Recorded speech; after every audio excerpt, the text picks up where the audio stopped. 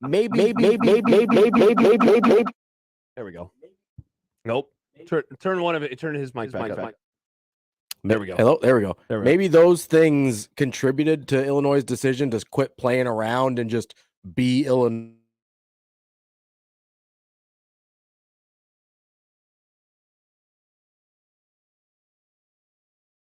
To the ground, and as soon as they stopped trying to do throwback wide receiver passes, it was pretty much over for Nebraska. So I have a hard time believing that, a drop here or a pick there really made the ultimate difference when it was probably not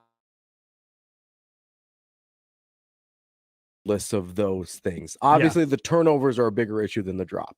If you don't have the turnovers, you have a real opportunity to get some of those possessions back. But I know the drop felt like a really big deal in the moment. I don't know that I really put a ton of stock into the idea that it changes the outcome of the game. Yeah, I think that there are a few plays that I know that I'll be looking back on in this one as, turning points. I'm with you. I think Illinois was obviously the better football team. Nebraska helped kind of give them the game a little bit at various points with the drop, with the turnovers. But 3 plays in particular that stand out to me about this one. The drop definitely begins things. The interception, by Casey Thompson, because it results in an injury and he ends up, missing the rest of the game. The injury is a bigger deal to me than the interception itself. The interception by Chuba that he threw in the second half, brutal. Though, that is absolutely that. Brutal. And then there was the penalty. I mean, it's like a kind of a two-play swing in a way. Nebraska, they decide to accept a holding penalty, right? There were 2 holding penalties on Illinois. They decide to accept one of those holding penalties. And so it ends up being second and 22 instead of third and 11. And in that scenario, just a horrifically stupid penalty. Because by Luke Reimers on that scramble afterward of DeVito. He was Ravi, he had gone so far out of bounds. Yeah. Like he was, like on the sidelines, you have the 3 yards essentially of the white sideline. Yeah. And then you have more green. And he pushed it. And by the time that DeVito was pushed, he was almost to the green. Yeah, it's an idiotic penalty. And so there's points where you can say, okay, maybe this could have changed things or this could have changed things. But Illinois was a better football team. Nebraska played bad football. It's not like there were 1 or 2 bad breaks. Nebraska was consistently playing bad football. Yeah. And so that's why I have a hard time legislating, well, if this goes a different way and if that goes a different way. Like it started at the jump. There were 8 things, right? When there's 1 or 2, you'd be like, man, maybe that's a bad break. Yeah. But when it's just consistently bad football throughout, really hard for me to be like, well, if we flip all of the things Nebraska did bad and they did them good instead, it's like, well, that's just not who they are as a football team. Correct. By the way, we're, of course, waiting for Mickey Joseph's press conference. We will get to that very shortly. We do have 2 lines open for you right now at 402-951-1620 if you would like to give us a call. And I think, Ravi, what you are saying is ultimately hitting on a problem that's coming out of this game, and that is, and I guess Alex in Lincoln, as he texts in, he does add a totally kidding, but will you discuss why this team looked like a Scott Frost team? And I mean, more than any game, I would say, in the Mickey Joseph era, this was the one that seemed to bring about that type of criticism, and I think it's fair because they didn't look well coached at times. Like, there are some issues that they have that coaching in this exact moment, this far into the season, you're not going to be able to fix. For example, the offensive line. You're not going to be able to fix the offensive line. I thought the defense, played pretty well. I thought they played okay. Yeah, for given we're grading them on a curve, sure, but I thought that they played pretty well. But Todd, he said it well on Twitter. This is an ass kicking. Score doesn't show up, but Illinois is making this team their bitch. I never thought I'd see a team hit the coast button with Mickey, but here we are. I disagree with the latter part, but I agree with the former part. The final score says that Illinois won the game by 17 points. It didn't really feel like a 17-point game. There was that one stretch early where Nebraska has the lead. They get the ball back. Ramir drops it, the interception, yada, yada, yada. And then there's a play in the second half where Illinois turns it over deep in their own territory. Nebraska's down 20-9. They score a touchdown there. It's potentially a different game. Correct. But again, those were 2 things in about 12 that were really bad for Nebraska. Yeah. And if you flip those 2, maybe the game ends up different. But if Nebraska doesn't do the other 10, then they'd be a good football team. So and that's just not who they are. Yeah. And that's why, yes, you can go to individual moments and be like, this could change it and that could change it.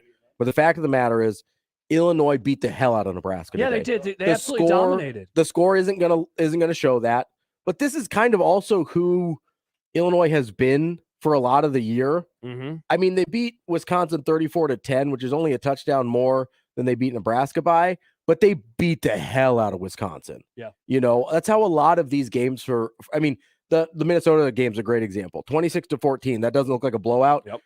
Minnesota was not in that game. Yeah. Illinois physically dominated and them. that is, I think when I remember when we were talking about this game in the offseason, or when we were talking about this game last week, and for the record, I did pick Nebraska to win. Oopsies. Yeah, me too. Yeah. I was almost right on Illinois score. There you go. Yeah.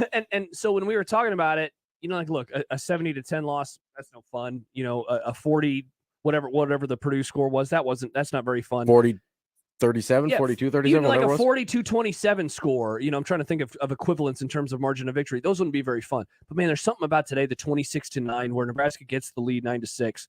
And after that, their offense is practically inept. I don't have the totals in front of me in terms of the yardage that Nebraska had pre Casey Thompson getting hurt and post Casey Thompson. They were hurt. basically even at halftime.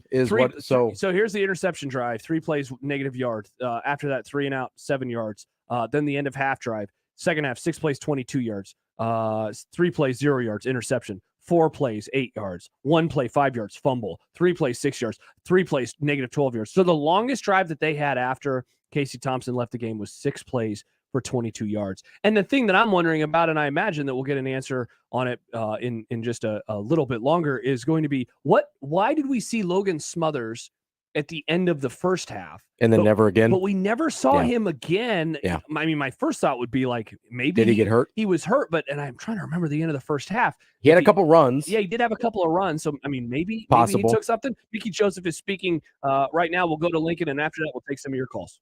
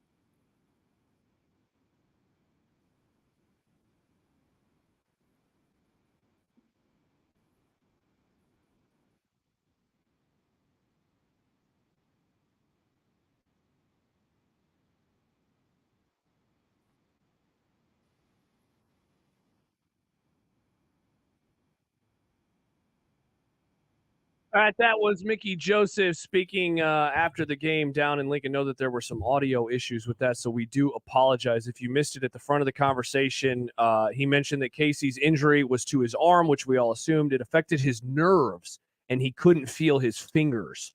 So that was what happened with Casey Thompson on the hit that he took towards the end of the first half. Sounds kind of like a stinger based on what he's talking about. And those, sometimes you recover really quickly. Sometimes it takes weeks. That there are a huge level of variability with nerve issues. So I don't think we're going to have any idea his availability until I would guess not soon.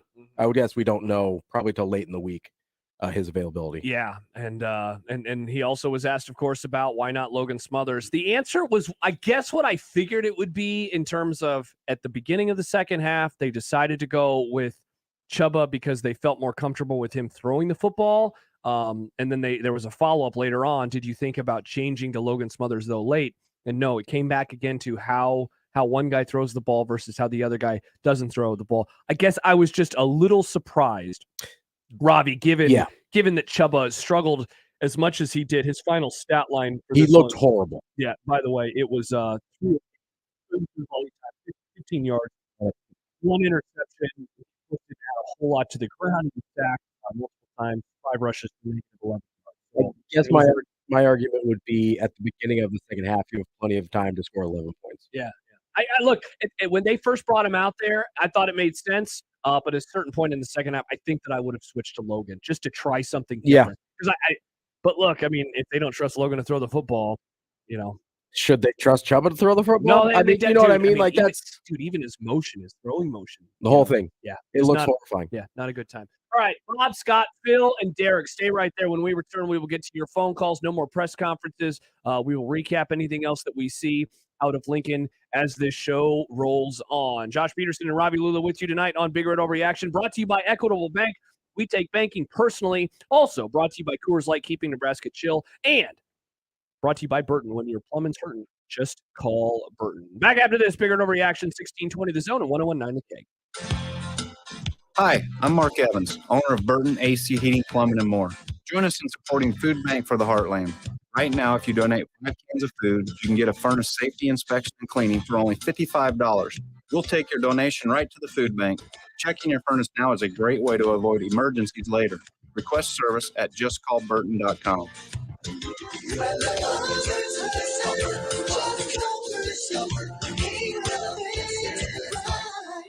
Hi, this is Doug Nodgard with Equitable Bank. Great service never goes out of style. When the digital age dawned, many said computers would be able to handle many of the interactions that used to take a person. Boy, were they wrong. How many times have you called your bank and gotten a recording to press 1 or 2? Not at Equitable. Not only does Equitable answer your call in the first ring, it's answered by a human being. That's because Equitable Bank values its customers. Equitable Bank, we take banking personally. Member FDIC. It's Big Red Overreaction, brought to you by Equitable Bank. We take banking personally. Big Red Overreaction continues in 1 minute on 1620 The Zone and 1019 The K. That to-do list you have needs one more thing. Chill. It's an easy thing to do. Just crack open an ice-cold Coors Light and chill. Take the afternoon off and binge watch anything. Go to happy hour and stay for a couple hours. Who's counting anyways? Or hang out with just your dog because you've had enough human interaction this week. Whatever you do it with a Coors Light. Mountain Cold Refreshment made to chill. 2020 Coors Brewing Company, Golden, Colorado. Celebrate responsibly. Sunday morning is all about church, eggs, and the Sunday paper. But right next to church, it's made for hot takes and reactions.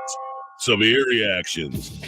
Michael Severe is back on 1620 The Zone with Severe Reaction. Sundays 8 to 10 and doesn't hold back on what went right and what went wrong on Saturday. He'll also take calls from the most important voice of all, yours. Severe Reaction. Sundays from 8 a.m. to 10 a.m. Powered by Equitable Bank. We take banking personally. Only on 1620 The Zone. More info and opinions on Big Red than one station can handle. Now on 2 stations. Big Red Overreaction postgame on 1620 The Zone and 1019 The K. Sound off.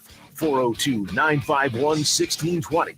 Big Red Overreaction is sponsored by Burton AC Heating, Plumbing, and more. When your plumbing's hurting, just call Burton.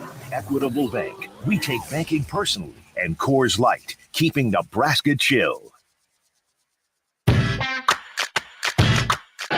Thompson looking to throw, hoists it downfield. It's pulled in at the 30-yard line. Breaking free is Vokalek.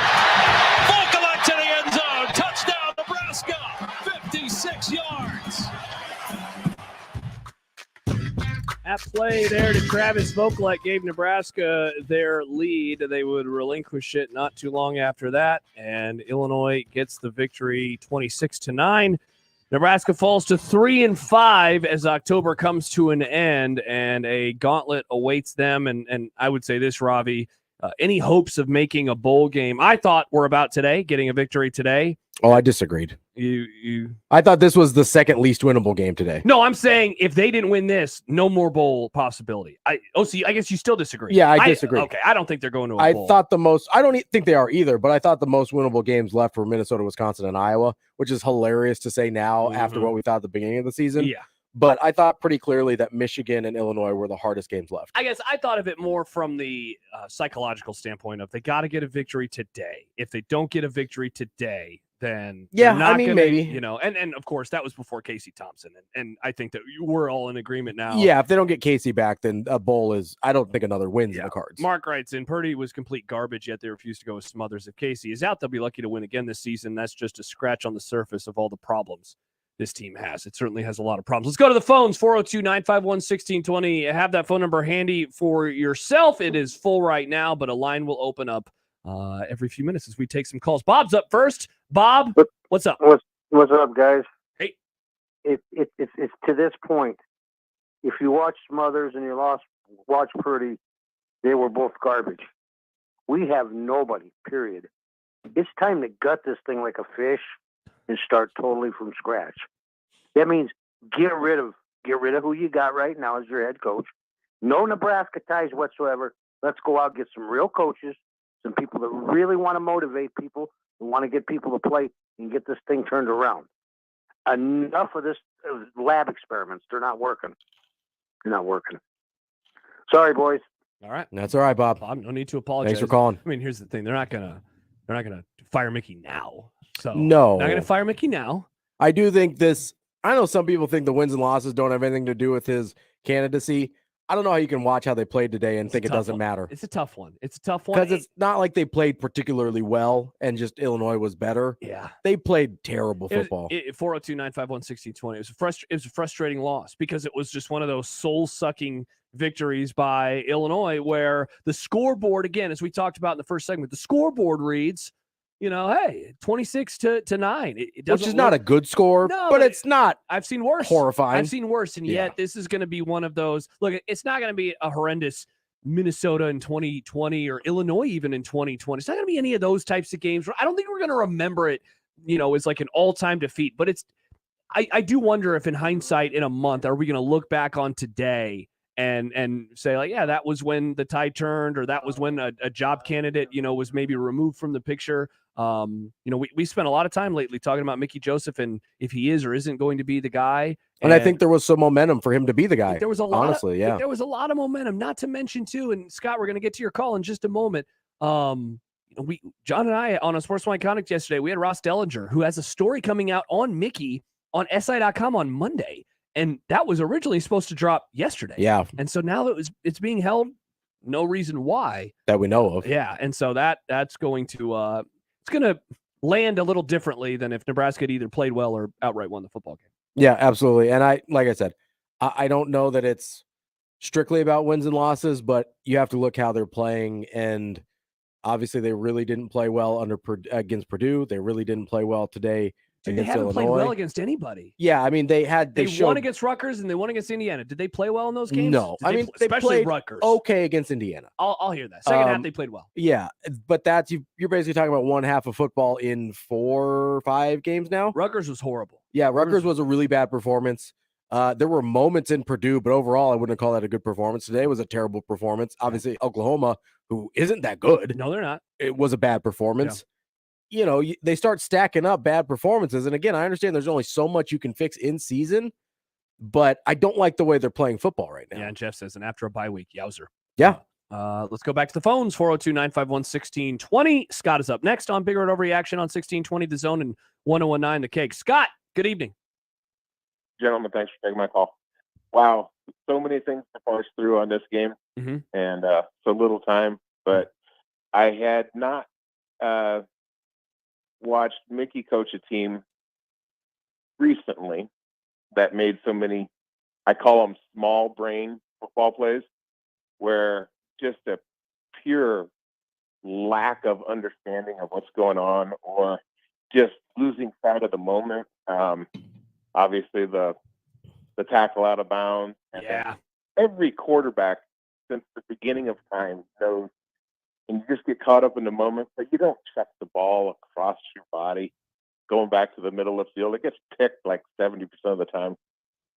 Haven't seen a Mickey team do that. I thought they were kind of getting rid of some of that stuff, and I really thought that was what ailed Nebraska. I was a little stunned to hear, I believe the announcer said a couple of times that the recruiting class for Frost ranked at the top of the Big Ten West. Mm-hmm. Now, those are just vertical leap, 40 drill, height, weight, but and high school there's performance. Something else going on there, and it's just mind-boggling how inept a lot of guys on the football team seem. And it's not, I'm not singling out any one player, but collectively they just don't have it. I'm just utterly appalled. All right, thanks for the call, Scott, at 402-951-1620. Couple tweets. Ravi, this one from Steve. The quote about drop-off between quarterback starters and backups being bigger on college football. Look at Kansas State, look at Notre Dame, look at any solid program. Their backup QB could come in and still be serviceable. There had been zero development in this putrid program. And Dan, along the exact same lines, the problem with Mickey's comment about talent and difference between first and second string on every team is the outcome of the Kansas State game. Yeah, it is tough to hear that, especially given, what happened with Kansas State today. And if you missed it, Kansas State welcomed in Oklahoma State and won 48-0. Yeah, Oklahoma State, who is generally very good at scoring the football. Who we were wondering if they were a playoff contender, if they won out, if they took care of business, would they be in the playoff? They lost by 48 points. They did not take care of business. No. I want to address Scott real quick, though. Yeah. Because I've brought this up before, and I talked a lot about this yesterday on Connor's show. The Nebraska has consistently recruited at the top of the Big Ten West. Mm-hmm. That's not up for debate. That's just a fact. Yeah, it is. Nebraska has consistently out-recruited pretty much everyone in the Big Ten West. They haven't recruited to the level of the big boys in the East, but in the Big Ten West, they've consistently had the most talent on paper, okay? So people ask, why the disparity between on paper and what we see on the field? Well, coaching is one of them, obviously, right? Easy answer there. We fired our head coach because he was a bad coach, okay? Here's another issue, though. The strength and conditioning and the development there has been horrifyingly bad. Yeah. Like really, really bad. It's been horrible. It's been very, very bad. You look at guys that, that you've wanted to develop on the each side of the line, and you're not getting anything there. They've been trying to put weight on Kapai for like 3 years now. They can't get any weight on him. Mm-hmm. Like, is he a genetic anomaly, or are you just bad at your job? Like, I don't know, but it seems like looking around the roster, they might just be bad at their job, because no one looks better after they've been here for 3 years. These linemen that are third-year sophomores and fourth-year juniors don't look any bigger, stronger, or faster than when they got here. They look bigger and slower is what they Yeah, look. they look incredibly slow. But you should get strength and conditioning is about getting more athletic too. Yeah, exactly. If you're good at your job as a strength and conditioning coach, you get more athletic along with stronger and bigger and faster. None of those guys are getting more athletic, and so they just get abused on the lines because everybody else does get bigger and more athletic. And part of the other part of this is Nebraska has not been able to recruit to an identity for years because they don't have one. So you can get all the 4 stars you want. If you don't put them in the spots they need to be to succeed, they're not going to be any good. They're going to look terrible. If you need to run like when Frost was here, for example, if you need quick, athletic linemen to run your run schemes, your complex, really interesting, really creative run schemes, if you need that kind of lineman, you need 6'3", 290-pound guys that can really move, and all you are recruiting are 6'8", 340-pound behemoths, that's probably not going to work out for anyone. I had somebody reach out to me earlier this season and basically say, like, they're trying to compete against gravity with what they're doing and asking of their linemen. They're trying to compete against physics. Yeah, exactly. I mean, look at the linemen for Illinois. Science boys. Look at the linemen for Illinois. Mhm. They are perfect for what he wants to do. Yep, they move. They may not be perfect for like a left tackle in the NFL, but they are perfect for what Bielema wants to do on that side of the ball. Move well. Nebraska has just been their fits in their recruiting are so bad because they don't have an identity. They have no idea what they've been recruiting to. And I don't know if that's they just don't trust their evaluations. I don't know if it's because they don't have an identity. I don't know if it's because the strength and conditioning staff can't mold the guys they get to the identity of people they need.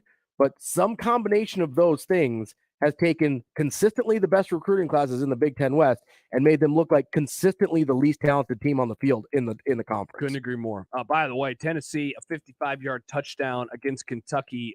They're already up 7-0, barely over 3 minutes into the game. I believe they also just got a 3 Yeah, and they're out. about to get the ball back. Kentucky, this is David Ubben. Kentucky's secondary had only given up 3 passes longer than 40 yards in 7 games this season. And Tennessee has done so within the first couple of minutes. I wanted to read this tweet real fast from Eric, our good friend Stu Manji.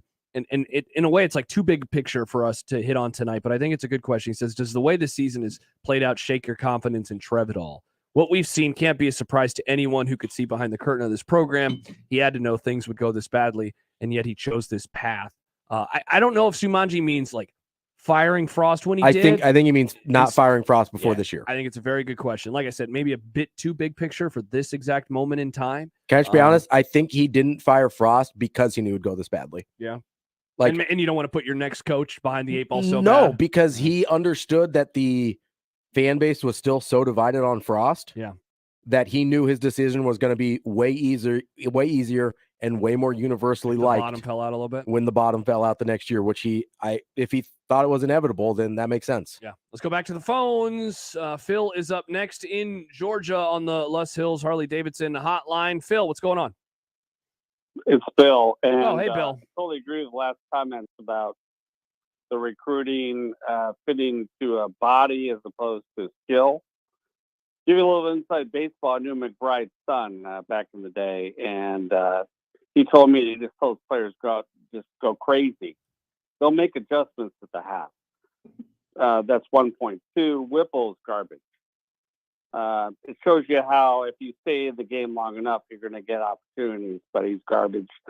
Backup quarterback, garbage. The only way you're to succeed in the state, it took us 30 years, I think, as a state to figure this out. But you need a fullback. You need to play in a phone booth. We're never going to have these 6'8" All-American tackles that can do everything equally. And college football is different than pro. Just get guys who can move people off the ball. That's all I got to say. All right. First mention of the fullback. Sure won't be the last. 36 minutes into the show today. I am not a fan of Mark Whipple's offense either, by the way. I'm not either. I don't think it has any idea what it really wants to be or wants to do.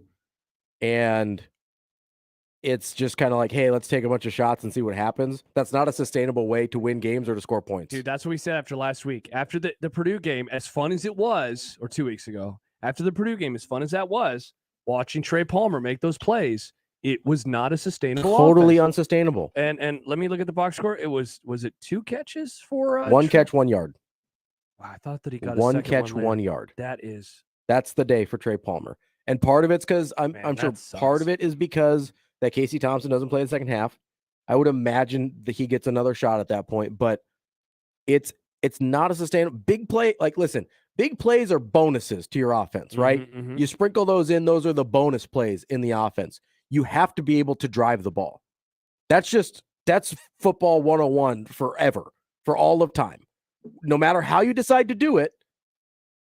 Listen, you can be a run the damn ball guy, you can be a ball control, like West Coast passing offense, whatever it is, and then you take shots sometimes, but you have to be able to drive. Yeah. If you can't sustain drives, you're not going to be a good offense on any sort of consistent, reliable basis. Yeah. Let's take one more call before we go to break. Derek is up next on Bigger Overreaction. Derek, what's going on? Hello. Hello. Well, that was really, I got to say this. It was really tough to watch that because this was the first game I think I've watched in 20 years Oh my gosh. where honestly, I didn't care about what Oh, happened.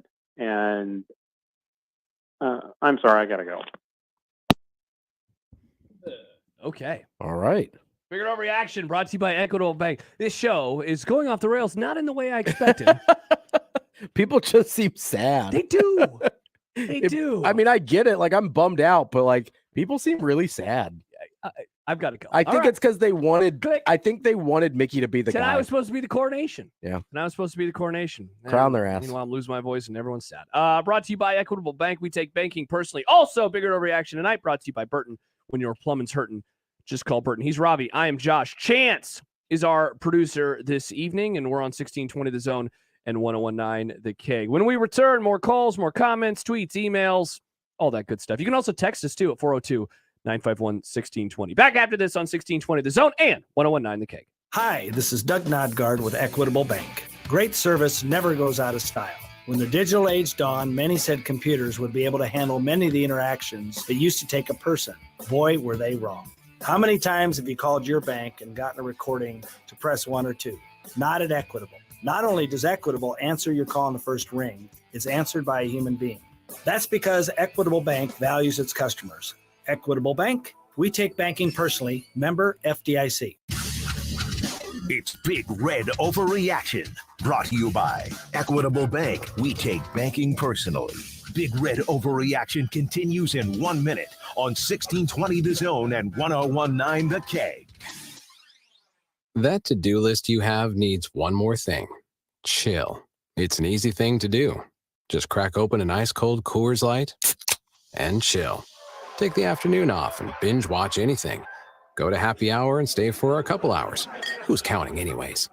Or hang out with just your dog because you've had enough human interaction this week. Whatever you do it with a Coors Light. Mountain cold refreshment made to chill. 2020 Coors Brewing Company, Golden, Colorado. Celebrate responsibly. More info and opinions on Big Red than one station can handle. Now on 2 stations. Big Red Overreaction postgame on 1620 The Zone and 1019 The Keg. Sound off 402-951-1620. Big Red Overreaction is sponsored by Burton AC Heating, Plumbing, and more. When your plumbing's hurting, just call Burton. Equitable Bank. We take banking personally. And Coors Light, keeping Nebraska chill. Here's 2nd and 5. DeVito to throw, looking for Brown. Wide open out of the backfield. Easy touchdown for Illinois. 2nd touchdown today for Brown. His 3rd receiving touchdown of the season. And Illinois is up 10. Oh, Lordy. Welcome back. He's Ravi. I'm Josh. Bigger Overreaction brought to you by Coors Light, keeping Nebraska chill. Chuck tweets in, JTech Instructions on Twitter feed. I laughed that you initially thought he meant he hadn't watched a game in 20 years. Like, what a bad night to watch your first game. That's what I thought. At first, I'm like, wait, this is the first time you've watched a game in 20 years? What have you been doing? This guy was probably stunned. Like, man, Where's Frank? Yeah, last time I turned on a game, it was Jamal Lord in those goofy-ass Husker uniforms. And now they're throwing the ball all the time? Where are the stripes on the pants? Also, why are they playing Illinois in October? Why are they playing an out-of-conference game in October? Friend, I got a lot to tell you. A lot to catch up on. A lot to catch up on. Joe in Phoenix says this, without a doubt, is the most depressing and lifeless season of Nebraska football in my entire life. Called at the beginning of the season that this would be a lost season, but I didn't think it would be this bad. Boy, was I wrong. Yeah, me too, man. Me too. This season it sucks. And like I don't really know what, if any, redeeming qualities, Robbie, that a season like this can have. I mean, for a little bit, I guess I thought, hey, if they're gonna hire Mickey, and I mean, who knows? I mean, still be on the table. I have no idea.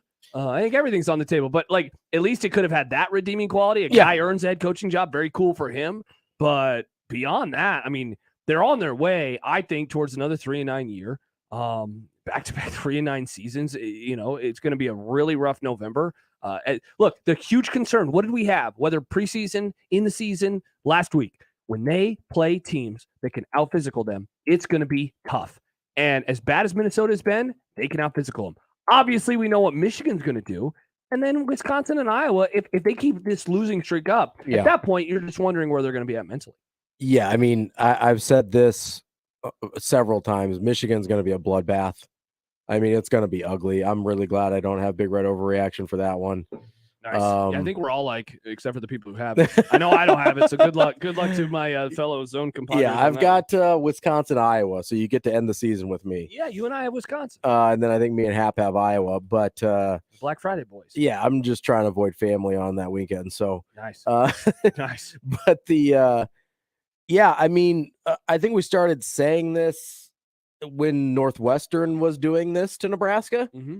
And we're like, oh, what happens when the teams that are actually good at this Yeah. come on the schedule? Because I think we all recognize that Northwestern wasn't particularly good. They certainly weren't in the same category as the Minnesota, Wisconsin, Iowa. They lost 33-13 to Iowa today, by the way. They're now 1-7. Yeah, that one is Nebraska, if you forgot. People forget. People forget. And listen, is it a different season if Frost doesn't come back as the head coach to start the year? Probably. Even if you have the same personnel and everything else, you probably are at least looking somewhere in the neighborhood of a bowl game, because I'd be shocked if you lose Georgia Southern. I'd be shocked if you would have lost that Northwestern game, because that's a really bad Northwestern football team. Mm-hmm. So you're sitting at 5 wins. You're not having a good year, but you're, maybe making the bowl game for the first time in 5 years. As it sits, it seems incredibly likely that Nebraska is going to finish with 6 consecutive losing seasons. Just let that sink in for a minute. Absolutely brutal. Jed tweets in, why did anyone think Nebraska was going to win this game? Was it because Illinois hadn't played anyone? Newsflash, Nebraska is not a good team either. Hey, you don't have to call Ravi and I out for picking Nebraska. I didn't care about what happened. And I'm sorry, I got to go. All right. God, that was great. Bob is up next on Bigger Overreaction. Bob, good evening. Guy who hasn't watched a game in 20 years. And Bob? I'm sorry. Hey, what's going on, man? Chuckling on the other person there, but I just kind of don't understand. Chubba Purdy wasn't like doing it, so why not try one of the other kids? I mean, what do you have to lose? I mean, you might find a diamond in the rough. And, I mean, Chubba was handing the ball off and tripping afterwards. It was like, good Lord. Just, I don't know if that's Mickey. I don't know if that's Mark. Give somebody else a try. I mean, we're beat. Let's see what we got, and let's go from there. So that's my comment, and I'll hang up. Thank you. Thanks for the call, man. Robbie got it. I mean, I agree that Chubba wasn't getting it done. I agree. Oh, Lord. He wasn't good. All right, Eric, come on, man. Bring the goods. What's going on, Eric? I don't know if I have the goods. Preface what I'm saying by, I'm an Urban Meyer advocate. Ooh. Yeah.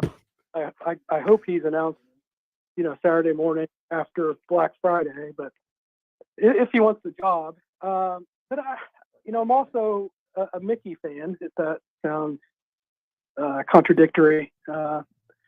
It may sound contradictory, but I just don't know how Trev evaluates Mickey with this roster. Yeah. I do think it's bereft of talent, irrespective of star ratings, the players coming in. I think, Chubba was like the number 6 rated dual threat quarterback, and he wasn't that at Florida State, and he's definitely not that here at Nebraska. I just don't know how these aren't his kids. He didn't recruit these kids. The kid that he brought in is arguably the best player on the roster. It's just tough, and it's just frustrating because I don't know. I'd like your thoughts on how do you evaluate Mickey given these aren't his kids, and in my opinion, the roster is bereft of talent.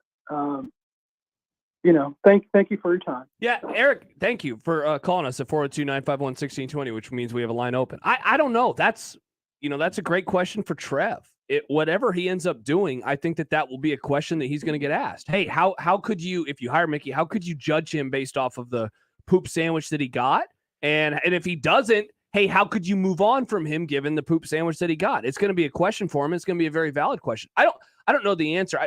John and I, we often point to it's going to be about behind the scenes stuff that we don't know about. Because you said it at the start of the show about record. How much does record matter in this equation? Well, now as head coach, he's 2-3. He's 2-3 as Nebraska's interim head coach. And they seem to have regressed back to looking like they did under Frost. That's my biggest concern. They don't look like they're getting better. No. Like they pulled, as we talked about earlier, and I don't want to just like relitigate the Rutgers and Indiana wins all night long, but they got victories. They got those wins, but those are not good football teams, and they didn't, outside of Indiana in the second half, and definitely the fourth quarter, they didn't look like a good team in doing so. The Rutgers game was horrid. It was a bad football game. And as fun as it was maybe to watch the matchup versus Purdue, I wouldn't say that Nebraska played like good football. Up and down that football game. Today was, I mean, it's one thing, Ravi, to remain stagnant. It's another to go down. To regress. They regressed. This is the worst they've looked since Georgia Southern or maybe Oklahoma. But, I think Oklahoma, we thought at the time was better. Obviously, they're not that good. Here's how I would handle it. And this maybe is not I think it's the most fair way to handle it. And I'm sure people will disagree with me because that's what people do. But Robbie, I think the best way to handle it is if you're Trev to think, okay, if I had fired Frost last year, would Mickey Joseph have been a candidate for the head coaching job? And the answer is no. Right? Correct. So to me, if you can't give him too much credit because the roster's bad and whatever, and you can't give him too much blame because the roster's bad or whatever, let's just wash this year out. And he's a guy you really like. Yeah, but you wouldn't hire him. Not as a head coach. You'd maybe try and bring him on staff still. Yeah. But if you can't really count this year because there's no good way to count this year, then you have to wipe it out and go back to the end of 2021 and say, hey, if we had fired Frost like they should have, the correct boys, would Mickey Joseph have been a candidate? And the answer is absolutely not. Yeah. He just wouldn't have been. Coach Joseph is our coach next season. Trev Alberts failed as an AD. Phil in Omaha says, I hate the text us into 402-951-1620. I hate that I even had a sliver of hope getting to 6 wins after Rutgers. But the way they played today, coupled with Thompson possibly being out for an extended season, period, no way it's happening. Smothers over Purdy, though. Also, no fullbacks. Back to the phones we go. Daniel's up next. That's fullback mention number dose. Keep them coming, folks. 402-951-1620. Hello, Daniel. Yes, first take. I like your take. Thank you. Second of all, Mickey always says hold the players accountable for what they do, right? Sure. So hold coaches accountable for what they're doing. Sure. He has 5 weeks to look at backup quarterback. Mm-hmm. Chuba, whatever his name is, not a good quarterback at all. Mm-hmm. You guys play to the strength. Mm-hmm. If Casey gets hurt, what are you guys going to do? Like he got hurt today, right? Yep. Look what you see every day in practice. Play to the strength of the players. To me, they're not doing that. They just want to run the offense, and that's it. Play to the strength. That's all I got to say. All right. Thanks for the call, Daniel. Speaking of playing to the strengths, Alex and Lincoln texts in his offense, talking about Whipples, is what I do on NCAA 14. I've won many championships. It does. Look, it looks like a video game offense. I know it's gotten tired. And not in a good way. I know it's gotten tired about comparing everything to a video game, but it does look like a video game. It does. It looks like in the good way. It looks like a 16-year-old hopped up on Mountain Dew and like Fun Dip, just playing NCAA football in his mom's basement, being like, "Let's go deep again." Yeah, that's what it looks like. Yeah, it does. Sports fan tweets in. Real quick, back to I don't remember his name's caller, the last caller, Daniel. It's not, to his point. It's not like Casey Thompson getting hurt was an unforeseen circumstance. He's been getting Ravi killed. We have been saying this for weeks that we are so close to watching him get hurt. Yes, we were genuinely concerned for his well-being. Genuine, I think, is the best way to put it. We've all been like, oh man, this sucks. He's gonna get hurt. He's gonna like break a rib or something. Like I was genuinely, that did not look good. Like when he's walking off. And hopefully it's just like a stinger and he'll be back next week, but he's not getting any healthier. I mean, it's been pretty clear from basically the jump of this season that the line was an issue and the quarterback, whoever it was going to get abused this year. Mm-hmm. So to not have even a plan really for the backup quarterback is negligent. Yeah. I mean, obviously they weren't in love with Purdy because they went with Smothers first. Right? I mean, that's a pretty easy conclusion to make. Like, if Purdy's clearly the second best guy, why not put him in? It doesn't matter who's the better runner, who's the better passer. You know what? Like, when we keep saying, like, oh man, it reminds me of the Frost era. Like, that is another just goofy, weird. Why is it one quarterback to finish the half and then it's another? Yeah, let's just throw Luke McCaffrey out there. Let's just see what happens. Thrower, which I assume he is. Why not have him in at the end of the first half? And why doesn't he throw good then? Yeah. That would also be a question. And listen, at least with Smothers, you have an idea of like, hey, this is what the offense is going to be. We're going to run. We're just going to run. We're going to try and get him some easy throws when we have to. And we'll do a lot of, quarterback read stuff. Like I get that's not Whipple's offense, but if that's the best option, you have to do it. Yeah. Instead of just throwing Purdy out there and pretending like you can run the same offense as you can with Casey Thompson. By the way, Tennessee allowed Kentucky to score. They did block the extra point, though. Get back to the phones in just a moment. I did want to read this tweet from a sports fan. He disagrees with us. He says, you're wrong about how the score looked. Nebraska had 4 turnovers that led to 16 points for Illinois. Nebraska probably should have lost 10-9 instead of 26-9. Illinois is more physical and developed. It's time for Nebraska to hire Bill O'Brien. MJ isn't the answer. I think that's kind of the point, is that Nebraska, it just never really seemed like they had any chance, even when it was what was it? So they were up 6-9, and then the next score was 13-9. 13-9, and then it was 16-9, right? No, 20-9. Was it 20-9? Yeah, it was 20-9. It was 20-9, and then it was 23-9, Yeah. and it just no matter what, even when they got the ball off the strangest turnover that I've seen in a while, where Illinois just drops it. Yeah. Even when they had the ball there, I mean, how many messages did you get?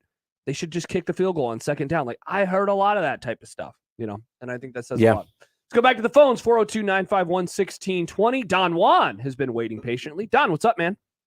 What's up, man? Hey. Patience. I do got patience because I'm a Mickey guy, bro. Mm-hmm. I'm straight with Mickey. I don't no disrespect, but I'm not sure the roster is filled with Mickey guys. A lot of these is Frost guys, and Mickey has still embraced them. He's given them an opportunity, and I think that shows that he is Nebraska's guy.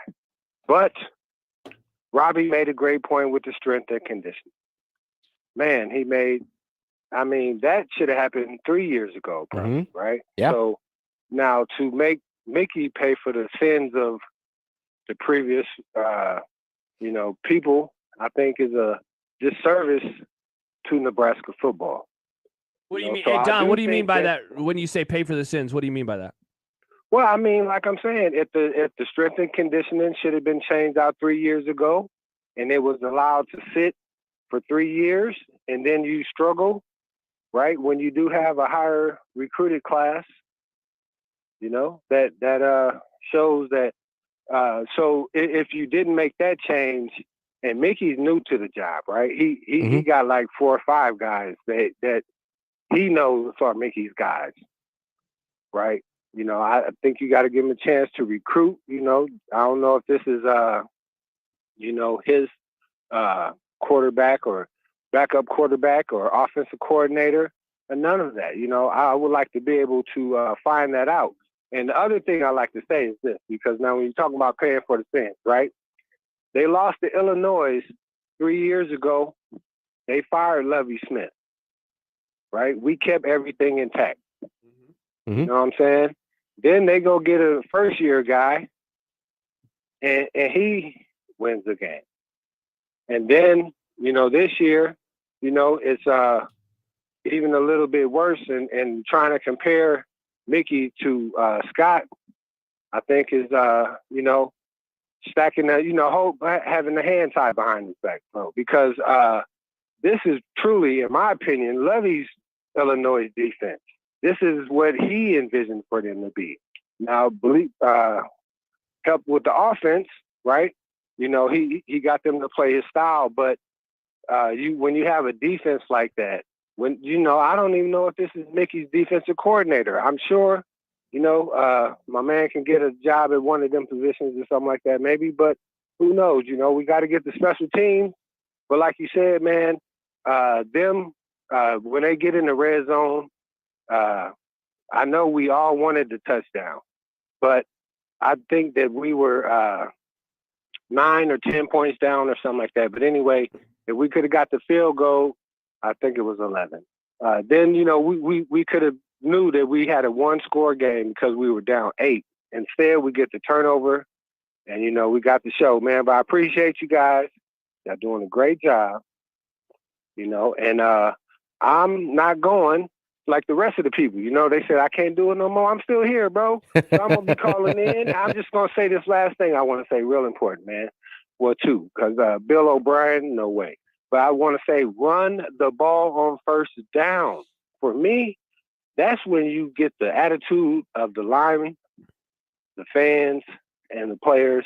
And then because number 10, he tried, bro, but you can't over-try. Appreciate it. All right, thanks for the call, Don. 402-951-1620. Real quick to Don's point here, these are Lovie Smith's players. The Illinois recruiting rankings in 2018, 54th nationally. 2019, 53rd nationally. 2020, 88th nationally. 2021, which was the transition class, 72nd nationally. So, yeah, they're Lovie Smith's guys, and they were crap under Lovie Smith, and they were crap nationally. And then now they're 7-1 for the first time in 21 years. And they're going to be a top 15 likely on Sunday night. And so Brett Bielema is getting a lot out of guys that are not that good. Yeah. Like, let's be real about it. They haven't had a top 50 recruiting class. I only went back to 2018, but they haven't. Those are the guys that are there right now. They haven't had a top 50 recruiting class, and they just physically dominated Nebraska. Josh writes in on the JTech Construction Zone Twitter feed. Bottom line is Mickey's grade is an incomplete based on the crap he inherited, but you can't hire him with an incomplete. Fair or not, it's too big of a hire. And along those lines, Chuck says, are people aware Mickey is the interim head coach? They keep talking like he was hired as head coach last offseason, and people are talking about firing him. Makes no sense. You either hire him or you don't. None of this give him a chance. That means hire him. Yeah, I think that is a tremendous It's a fair point. Yeah. This is not, if he doesn't get the job, they're not firing him. I mean, I guess if you They're want to just view it not that way, retaining him. yeah, if you want to view it that way, that's fine. I'm not viewing it that way. If they decide to hire somebody else, it's because it's not his job right now. Yeah. And here's my deal with Mickey. I really like Mickey Joseph. I think we all do, right? But what else is there besides that? Yeah. Like if we're look, I'll give you one. Great recruiter. Yes. I have no doubt Nebraska would recruit better than they have at any point since Bill Callahan. So terrific. Let's keep him on staff to do that. Does he want to stay on staff? Of course. But let's try. But listen, there's a lot of really good recruiters in college football. Mhm. Like there is. He's not the only one. He's not. I see what you're saying. It's a good point. Like he's not the only one. And listen, how many really good recruiting guys have you seen that don't win games? Yeah. Ed Orgeron. Yeah. Like, listen, I get that he won a national title. That was an accident. Yeah. Look at everywhere else he's been. Mm-hmm. That was a weird combination of Joe Burrow and Quinn, the offensive guy that Joe Brady, you mean? Joe Brady. Yeah, Joe Brady. Jamar Chase. Like that Justin was Jefferson. Like there was a really interesting Dave Aranda. Like people forget that they were great. His coordinator was awesome, and he brought in a ton of talent. Yeah. But like, look at guys historically who have been awesome recruiters. And like, yes, you have the guys that are great at recruiting and great at coaching, but there's a subsection of guys who are just great recruiters who can't coach. Yeah. And I'm not saying Mickey's that guy, but we can't hire him just because of the recruiting. And we don't have enough evidence of anything else. Dylan, Parker, Andrew, Bill, stay right there. We'll get to your calls when we return. This edition of Big Red Overreaction brought to you by Burton. When your plumbing's hurting, just call Burton. Also brought to you by Coors Light, keeping Nebraska chill. And brought to you by Equitable Bank. We take banking personally. Calls, tweets, texts, emails, pigeons. I don't know how else you can communicate. We're doing carrier pigeons? Carrier pigeons, feel free. Did you say text? We got text? Yeah, text. Drop off a letter. I don't know. The twits? Knock on the window. Yeah. You can contact us. Back after this on 1620 The Zone and 1019 The Cake. Got a sink that won't drain? For a limited time, we'll open your drain for only $93 or it's free. Hi, I'm Mark Evans, owner of Burton AC Heating, Plumbing, and more. Sometimes a plunger just isn't enough. Burton's team of experts is on call 24/7 for emergency repairs. We offer upfront pricing, and your 100% satisfaction is guaranteed. Call for details on our 93 or free special or request service at justcallburton.com.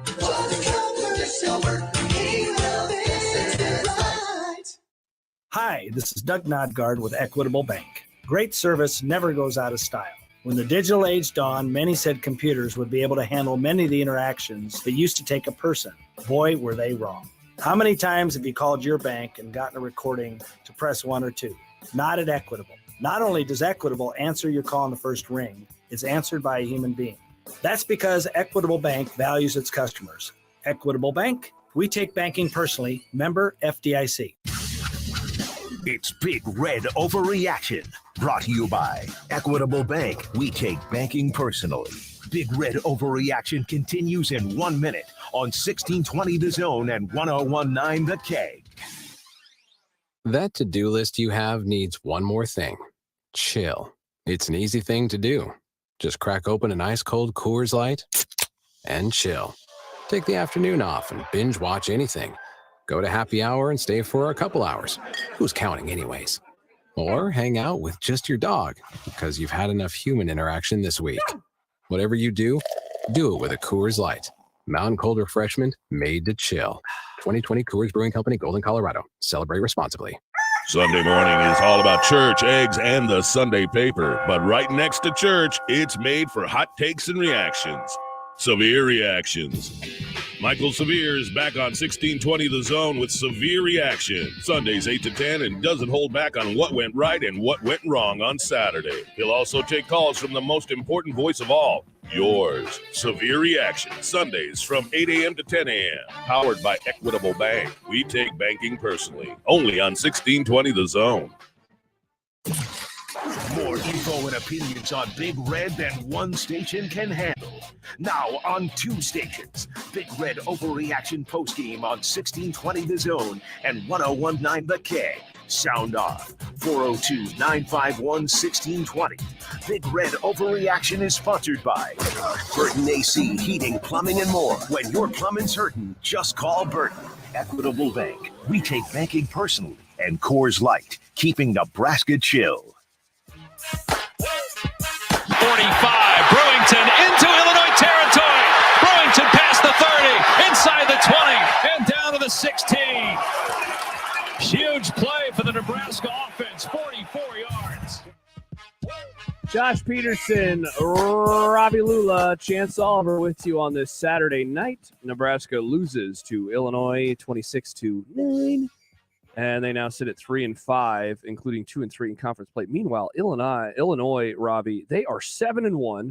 They are 4-1 in league play. And I know that there is still the game against Purdue coming up, and Purdue only has 2 losses in league play. So, that will probably decide it. But man, it is nuts what Illinois has done overall this season. They've given up 62 points in conference play. They've given up 71 points in 8 games. This is, I'm not going to say it's an all-time defense because it's not, but man, is it a very, very, very, very, very good Big Ten West defense. Yeah, it's a really good defense. They're incredibly solid. We saw that today. I mean, I know Nebraska had their own issues on offense, whether it's Casey Thompson getting injured or whatever, or just, the general issues that Nebraska always has on offense, offensive line play and whatnot. But this is a really good Illinois defense. And they're a very complementary defense to what Illinois does offensively. Mm-hmm. Like, this is a football team that is an entire unit that works really well together, which, like we saw against Purdue, Nebraska is not that. The things that they can do on offense really don't help out the defense at all, and vice versa. Illinois is the complete opposite. The entire system seems to be working together to help them win games, and that's what they're doing. I mean, they should be undefeated. That loss to Indiana was unfathomable, and even watching it didn't seem like it was going to happen, but it did. So, they're in a really good spot to, get decimated in the Big Ten championship game by whoever comes out of the East. But, a Big Ten West title is a hell of a lot more than Nebraska has to hang its hat on at this point. Couldn't agree more. They're impressive, man. Impressive. They're just a really, really solid football team. Doing it in year 2. And if it's not pretty. And if Bielema can ever get better players in there, which I think he will, they're going to get a lot better. Trent says, how badly you think Illinois could redo that Indiana game? That would be a butt whooping at this point. Yeah. Absolutely. It absolutely would. Tony texts in, and we'll get to your call, Dylan, in just a moment. He says, yes, Trev sat in his office twisting his snidely whiplash mustache last summer, hoping that Nebraska would fail early this season, making it easier on the palate of Nebraska fans to fire Scott Frost. Okay, got it. So he disagrees with us. Then he adds, Nebraska put in Smothers to run a specific set of plays. It has nothing to do with whether he's ahead of Purdy or not. Do you guys not watch football? I mean, Tony, it does, though. If he was ahead of him, not only could he run a specific set of plays, he could run all the plays. Also, going off of what Mickey Joseph said, yeah, they considered putting Smothers back in, but they thought they were too far behind to run. He literally said like we needed to throw the ball, and they didn't trust him to do so. I don't know how do you don't hear that and think, yeah, he's behind. He's behind Chuba and what Chuba does as a quarterback, Chuba's skill set. Of course he's behind him. Yeah, I think it's not as distinct as you'd like it to be. Yeah. Because if it was... because I think both guys are average. Yeah, I think both guys are not... The nice way to say it is not ready to compete in the Big Ten. Mm-hmm. The honest way to say it is they're both not very good. Yeah. But if it was clearly Chuba as the number 2 with no ambiguity there, I think Chuba would have come in at the end of the first half as well. Yeah, that's the part that we're just a little like, Yeah, a little fuzzy on. But like, I just don't think they love either one of the guys, to be honest. I don't either, man. Yeah. I don't either. And look, you can say what you want about Casey Thompson, and he's not perfect. And he threw 2 bad interceptions today, too. Yeah, he threw 2 bad interceptions against Purdue. He threw 2 bad game. Yeah, he throws 2 bad ones. that's who he is. Like he's he's an inconsistent quarterback. But when he makes good throws, he can drop him in the bucket. He really can. Way better arm talent than any of the other guys on the roster. Dylan is up next on BROR. Dylan, what's up? Hey, so I may be the youngest Husker fan you have call in on here. I was born in '97, so I haven't seen a good winning Husker team since Bo. But Stu was probably the best player I've seen. But anyways, I don't think there's a lot of blame on Casey. I think it's in the trenches. I think it's the O-line and the D-line that really needs to have some improvement. Mickey said earlier this week they're going to go hard on the JUCO and the O-line, but I think that the trenches really just need to be improved. I think we have the skilled players. I think we have the defensive back. As long as the linebackers stay healthy to play a full season, I think we can do that. But it's really in the trenches where I think we need to improve, and that's my take. Dylan, couldn't agree more. And that's going to be the hardest part, I think, Ravi, and I'm guessing we're in agreement, is that improving overnight on the offensive and defensive line is just, you look up and down the roster, it's so hard to do. Like we just talked about Casey Thompson. He has his flaws, but I think he makes plays at times. Of course he does. He's literally skill position guys in the portal are pretty easy to find. Trey Palmer, 1 catch for a yard. Anthony Grant, yeah, you can, I mean, it's a JUCO transfer, you can but find it. By the way, Tennessee just scored again. He was Florida State before that, so he's not like a typical JUCO transfer guy. But man, getting the dudes, Robbie, get one good offensive lineman would be something to write home about. Finding 3 or 4 or 5 of them, same thing on the defensive side of the ball. It's hard. Here's my one little morsel of hope here. Okay, right? The Hope Boys, the hopeful boys. There you go. It's what we just watched with Brett Bielema and Illinois. Yeah, you heard the recruiting rankings I just ran off. Yeah, not very good. Right, Nebraska's are higher than those. 50 or worse in the last 4 years. Mm-hmm. Nebraska's are better than those. So my hope is that if you hire a coach that actually has an identity, you hire a strength and conditioning staff that can mold the guys that you bring in that fit your identity. Bingo. To develop them to that identity. Yep. Then it can get better a lot faster than it looks like it's possible right now. Yeah. Because if you don't have an identity and you can't recruit to the identity and you can't develop to the identity and your strength and conditioning staff can't get you there, then none of it really matters, whether it's the quality of the players or anything else. We've seen it at SEC schools for years. Les Miles teams at LSU were a great example.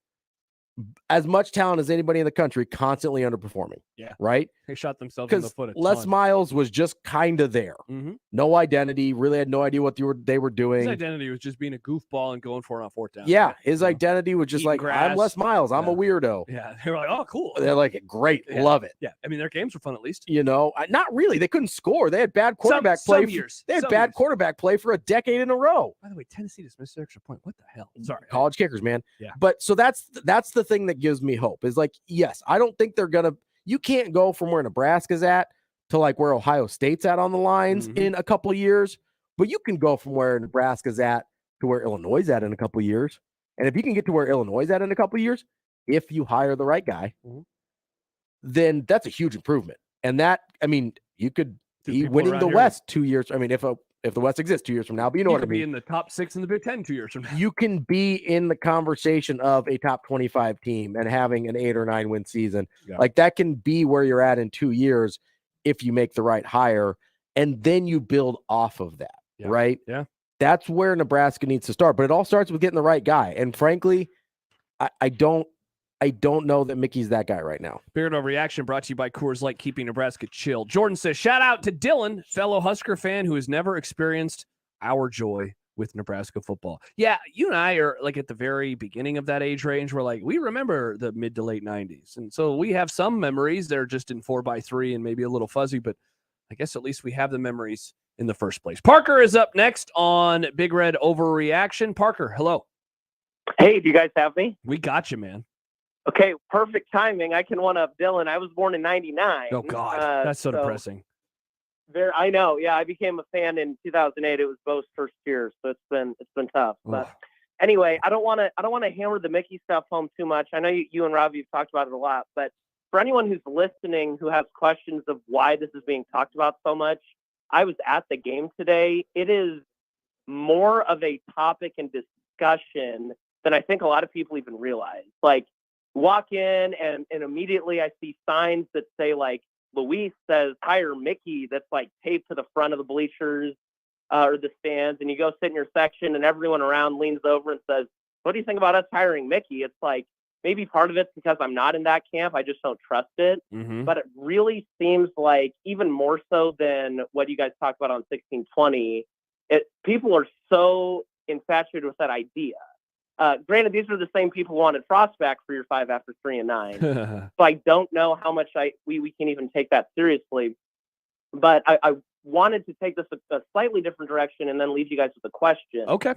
It seems to me that in recent history, college football programs that have hired based on emotion are pretty disappointed with the results.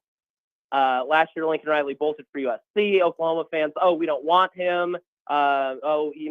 This, that, and the other thing regarding his 55-10 record, disregarding that. They hired Brent Venables. He used to coach there. This offseason, Oklahoma was one big hold hands and sing kumbaya. Yep. Everyone was so fired up. And all of a sudden, Oklahoma's had one heck of an October. I think of Notre Dame. Notre Dame, thank you. Yeah, that's the one, man. Yeah, keep going. Yeah. Well, and Notre Dame, too, with Marcus Freeman. Brian Kelly left them, and no one saw that happening for LSU. All the players rallied. I know Jack Schwarbrick's a great AD there, but I can't help but wonder if he kind of caved to the pressure of players love this guy. Marcus Freeman's awesome. If I was athletic enough, I'd want to play for him too. But I think Notre Dame's another fan base that, all offseason they felt the warm and fuzzies, and their ADs tentatively maybe made hires based on emotion, and it's evident so far, granted a small sample size, that hasn't worked out. And so my question for you guys, it may be a moot point anyway, because Nebraska lost today. I agree with you. I think it's 3-9 or 4-8. But would Trev Alberts be the type of person to make a hire based on the emotion or a fan base? Or can we trust him more than we can trust previous leaders in Nebraska? Because I waffle back and forth. Like I said, the past, since I became a fan, it's been tough sledding. So I don't know what to make of Trev's decision making, and I'm curious to hear your guys' thoughts. Parker, thank you so much for the call at 402-951-1620. I thought you laid out a lot of great points. By the way, Kentucky just had an incredibly brutal drop. They would have scored a touchdown, or at the very least, they would have been well into Tennessee territory. With Trev, I don't know, man. I've thought about that a lot, because we have given him the benefit of the doubt, I would say more than most athletic directors have received around here. And probably.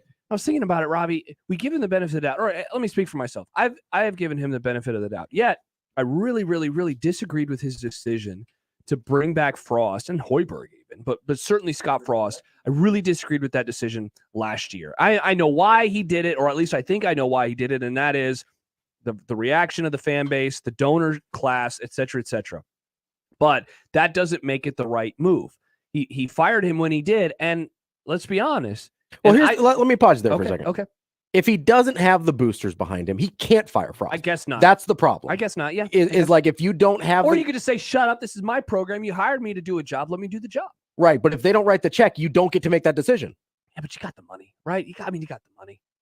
You have the money because they write the checks. Yeah, he got the TV money though. I mean, he got the money. You really want to dip into the actual budget to pay out $20 million to fire Frost?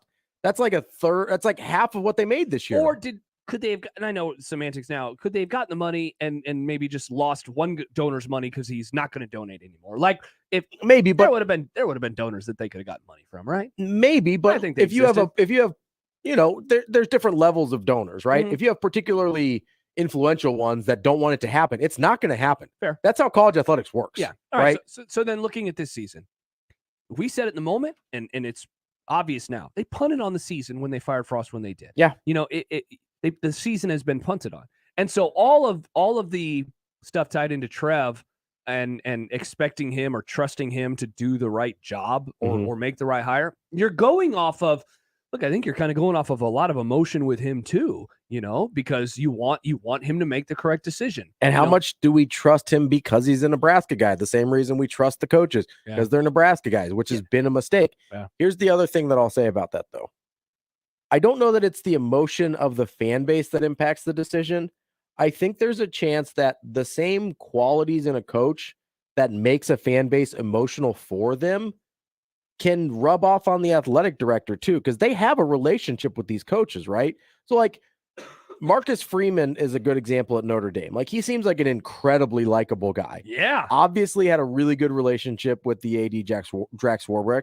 And like maybe it wasn't so much as like, oh, it seems like the fans really want this guy, so much as the Notre Dame AD got drawn into it as well. Mm-hmm. Like it might not be like, I don't want the fans to be mad at me so much as I'm sold on this guy too, because he does have qualities that draw you in and make you want to root for him and things like that. I could see that being the case with Mickey because he is a really likable guy. You like his honesty, you like his transparency, you like that he holds himself accountable. You like all these things about him, right? So it might not just be, and that's the thing that the fan base is attracted to. That might be what Trev is attracted to in the head coach as well. Mm-hmm. It might not be, oh, I don't want the fans to be mad at me. You know what I mean? Like there's a difference there. I will say this is the same guy that very unpopularly cut 2 programs at his last job. He did. And there are obviously fans of that program that are fans of Lincoln. Right. But what I'm saying is obviously fan emotion was not a consideration there. He did what he thought he had to do. Bingo. For the best of the athletic department. And so when I'm putting trust in him to make a decision, whether I agree with the decision or not, I tend to think emotion won't be a part of it. Because I don't think that experience was so scarring for him because he was at Omaha for a long time after that and fairly successfully, I think people would say. So I don't think it was such a horrifying experience like apparently Scott Frost getting benched 25 years ago was for him, that he would never consider doing that to anyone ever again. Yeah. So I don't think it's changed him as a person in order to be like, well, I'm going to do whatever the fans want now because last time I didn't, it was so horrible. Like that's, I think, why I give him the benefit of the doubt not to make an emotional decision is because he has a track record of being able to withstand the storm, if you will. I would add this, and we'll go to your call in a moment, Andrew. What you just said just kind of reminded me of something I've thought of before. Like, this is his first big job, and we've talked a lot about hiring a head coach and how we want that head coach to have experience. And it's not to say that Trev Alberts does not have experience, but he was at a much lower level with a much different budget without even a football program. Yeah, it's a much different job. Much different job. Andrew is up next on Big Red Overreaction. Also got a comment from Seth that I'm going to get to in just a moment. Andrew, what's up? So I'm born in 86, so I kind of remember. Oh, you remember the good old days. 87 here, buddy. Yeah, so I was at the game. First question, how bad was that pass interference call? Because fans hated it. The pass interference. The missed pass interference, I should say. Oh, on Trey? Yeah. Bad. That was bad. Yeah, that was bad. Yeah. Yeah, we booed him quite a bit. Yeah, that was a bad one. That was pretty bad. The other point I think we all kind of forget, last year we had the good defensive line. We had a lot of old COVID boys who were able to stick around a lot longer. Mm-hmm. Yeah, there's like 25-year-olds on that line. Yeah. So guys are in this weight room for 6 years. I mean, they can kind of beat up on some of those, at least hold their own with some of the better 5-star guys. But I really think we just need to rebuild some line like everyone else already thinks. I don't care if we run a pro style or if we have anything else. We got to have a good line. And ultimately, I think we just need to recruit guys who, again, like you said, their fit has to make a difference, and that's kind of what I think like. So, thanks, guys. Andrew, couldn't agree more, man. I mean, that was, look, I don't want to talk about how you and I were right about everything, but this summer, one of the things that you and I did talk about a lot was the defense and how it wasn't a bunch of olds on that side of the ball I mean, anymore. whether it's the lineman, whether it's JoJo Doman, I mean, you had a bunch of 24-year-olds playing defense back there. Yeah. Not to mention an extra second-round pick in Cam Taylor-Britt in the secondary. Like, you had a really good defense, and you had a bunch of really old guys playing defense against kids. Yeah, exactly. And you still went 3-9. Seth asks, and this is going back to the caller a couple callers ago, at what point does the AD try to temper Mickey expectations? And I think by that, Seth means, like, does he get out and talk about this at all? And then the caller was, if you missed it, he was referencing being in the stands and all of the support seemingly that is out there for, Mickey Joseph. I don't think he's going to say anything. I think he's going to be quiet. I really don't think we're going to hear a whole lot from him. I know, he does a show once a month, but I don't think he's going to come out and, tell us about. I think the most search. I think the most you're going to get is, hey, we're going through a national search. Mm-hmm. As we've said all along, Mickey is a candidate, but so are but we're going to go through the entire process and pick the coach as the best candidate at the time. Just leave it very open-ended to, like, hey, this still is a process. Make it pretty clear that, like, nothing has been decided yet. That would be the only indication I think you would get, kind of him speaking in code a little bit to be like, hey, yeah, we're still looking because we haven't found it yet, even internally. Yeah, I just don't think we're going to hear a whole lot. We just had somebody drop off. Let's take one more call before we go to break. It is Doug and Valley. Doug, what's up? Hey, guys. Hey. So, hey, I love Mickey too, but Mm-hmm. you really can't judge him this year based good or bad, right? And part of it's because he's stuck with Mark Whipple. And I just, everybody talks about how great Mark Whipple is because he had a good offense last year. Well, that was like 1 year out of 50? Yes, thank you, man. It was. Yeah, I mean, he had a first-round draft pick. Give him a little credit for developing the guy. But the guy was a 6-year senior too, right? Mm-hmm. And the thing that just absolutely drives. Oh no, he wasn't. He was what, year 4? He was year 4. Pickett was just a 4-year guy. Whatever. Anyway, so I mean, what drives me nuts. I was at the game with my wife, and every time it was 2nd or 8 or longer, I looked over. Okay, here comes the run. He's just so darn predictable. First down is 9 out of 10 times is a pass, and if it's incomplete, 2nd down's a run, and he's just the guy is so he was so overhyped in his run game. So the one thing I'll give Frost credit for is Frost was really good at scheming the run game. Now he had horrible development and his line was terrible, but he came up with some really creative stuff, and he made the run game at least somewhat successful. And, the thing is, by, going with Smothers, Whipple just doesn't know how to coach that. So, I love Mickey. I hope he sticks around. But I think we got to go get Brett Beal. That's all I had to say, guys. All right. Thanks for taking my call. Thanks for the call, Doug. I know that there are a lot of people out there that agree with you. A couple score updates. Tennessee just added another touchdown. They're up two touchdowns in that one, 20-6. They missed an extra point. Kentucky had one blocked earlier, so that is why the score is 20-6. Also, Michigan State went for it on 4th down. I don't know exactly what happened. Mel Tucker was pissed. They didn't get it. Michigan got it. They went down the field. They have to settle for a field goal. So Michigan's red zone woes come back to bite them again as the field goal attempt is up, and it is good. So Michigan leads that one 3-0. About 2 minutes left in the first half. Yeah, so coming down to the end of the first quarter, half. not first quarter. Yeah, indeed. Jim, Bob, Bruce, stay right there. Also, we do have a line open at 402-951-1620. If you would like to give us a call, we have some emails we can get to when we come back, tweets, and a whole lot more. He's Ravi. I'm Josh Chance producing. It is Big Red Overreaction on 1620 The Zone and 1019 The Keg. Hi, this is Doug Nodgard with Equitable Bank. Great service never goes out of style. When the digital age dawned, many said computers would be able to handle many of the interactions that used to take a person. Boy, were they wrong. How many times have you called your bank and gotten a recording to press 1 or 2? Not at Equitable. Not only does Equitable answer your call in the first ring, it's answered by a human being. That's because Equitable Bank values its customers. Equitable Bank, we take banking personally. Member FDIC.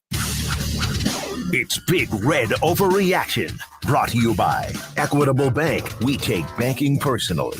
Big Red Overreaction continues in 1 minute, on 1620 The Zone and 1019 The Keg. That to-do list you have needs one more thing. Chill. It's an easy thing to do. Just crack open an ice-cold Coors Light and chill. Take the afternoon off and binge watch anything. Go to happy hour and stay for a couple hours. Who's counting anyways? Or hang out with just your dog because you've had enough human interaction this week. Whatever you do it with a Coors Light. Mountain cold refreshment made to chill.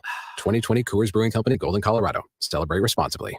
Sunday morning is all about church, eggs, and the Sunday paper. But right next to church, it's made for hot takes and reactions. Severe Reactions.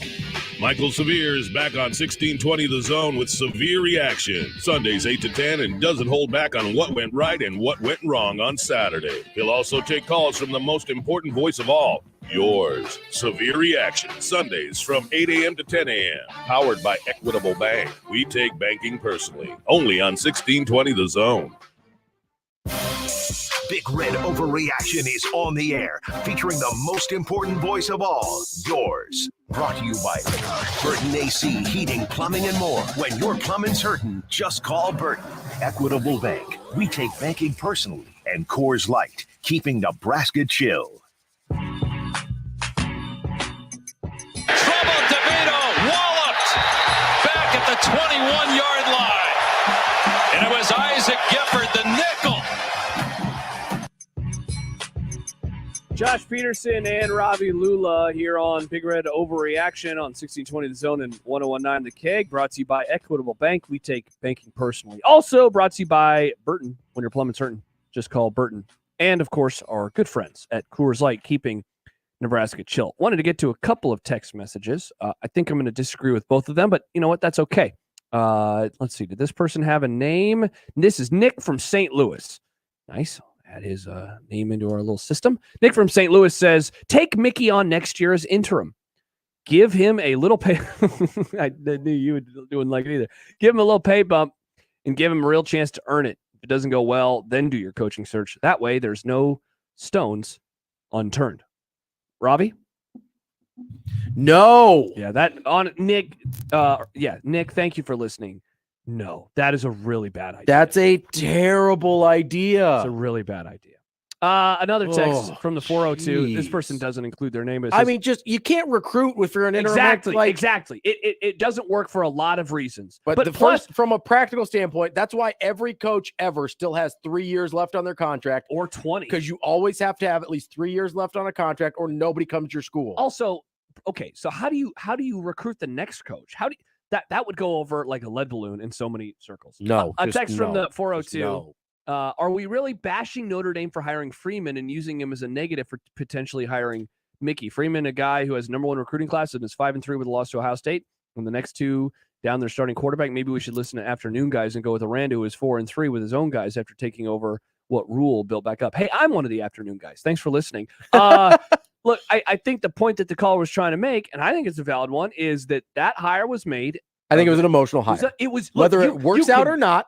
It was an emotional hire. You cannot deny that it was an emotional hire because it was. I mean, look at the videos in the locker rooms and the players. The players. Listen, it was almost like Rudy, where they were going up and rallying for him with the athletic director. Which, listen, I really like Marcus Freeman. Me too. I probably wouldn't have hired him as a head coach for a couple more years because I think it was 36. Dude, he had just been at Cincinnati as DC. Then he went to Notre Dame as DC, and now he's head coach. I mean, you're talking about like a Jim Leonard level of inexperience here, which is why I was not a fan of Jim Leonard when people were bringing him up for the Nebraska job, which I never understood.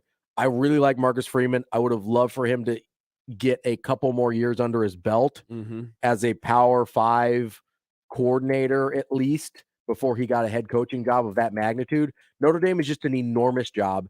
And again, I think if they give him enough time, it will work out eventually because I think he's a good coach. But it was an emotional decision, one way or another. Not to say it was a bad hire, but generally you should not make these decisions emotionally. Yeah. That's all we were saying. Doubting on Twitter says, Chris Kleiman, say his name. There, I said his name. I've heard that he won't leave there for Nebraska, by the way. 402-951-1620. Bruce is up next. Hello, Bruce. Bruce? Bruce? Going once? Going twice? Bruce is gone. Bruce is gone. 402-951-1620. That means one line's open. That means a line is open. See, I know how this works. Hi, Jim. You've been in here a couple times lately. Hi, Jim. Hey, guys. Thanks for taking my call. Hey, man. You know, in the last 7 or 8 weeks since the beginning of the season, you guys may have talked a little bit about this, but I haven't really caught it. Kind of might have been my fault. But I recall that during the Northwestern game, first game of the season, or the North Dakota game, there was the announcers for one of those games, they were having a conversation about the understanding where Wibble stood on what kind of offense philosophy he had compared to Scott Frost.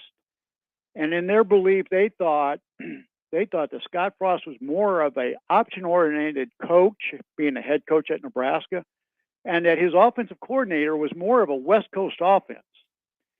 And we Nebraska fans, we understand when I hear people talk about a West Coast offense, we don't want nothing to do with it. We didn't want nothing to do with it after the guy we had after Solich, and we still don't want nothing to do with it. Now, I bring that up for a reason, because today, a prime example of what happened today, after our starting quarterback got hurt, they put in Smothers. Mm-hmm. And they put him in till close, obviously at the end of the half, and they thought, well, they were good. They were told that Purdy was going to start, but they put Smothers in. And then, of course, when the second half started, they didn't continue with Smothers. They continued with Purdy because they say Purdy was more of a pass-oriented quarterback. Correct.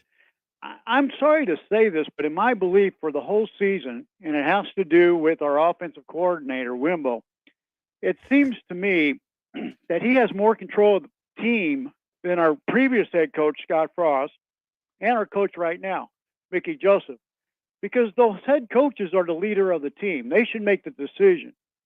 Now, I know that Scott Frost's past history of option football ain't nothing like Tom Osborne. We all know that. But we also know that he played option football for Tom Osborne. So did Mickey Joseph. But, it's interesting to me when I listen to the sports writers talk to the coaches and ask them questions. It's interesting that the questions are never asked about where do you as a head coach, Mickey Joseph or Scott Frost, where do you stand on the philosophy of what kind of offense you want to run? That is not clearly stated and has never been since Scott Frost, and unless I missed it, since Scott Frost was hired back in 2018 for the 2018 season. And I just don't understand why we here in Nebraska, understanding Nebraska's football history and understanding how good option ball was for us during the Osborne years, I don't understand why when we get a coach like Scott Frost or Mickey Joseph or somebody who's Nebraska-oriented, understands Nebraska football. I heard a caller earlier tonight talk about wanting to get somebody that has nothing to do with Nebraska football, which I totally disagree.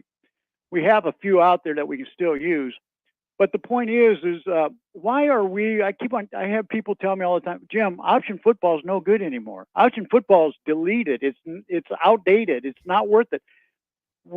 Canceled. Where in the history of Nebraska football have we ever listened to what everybody else had to say when we made our own decisions?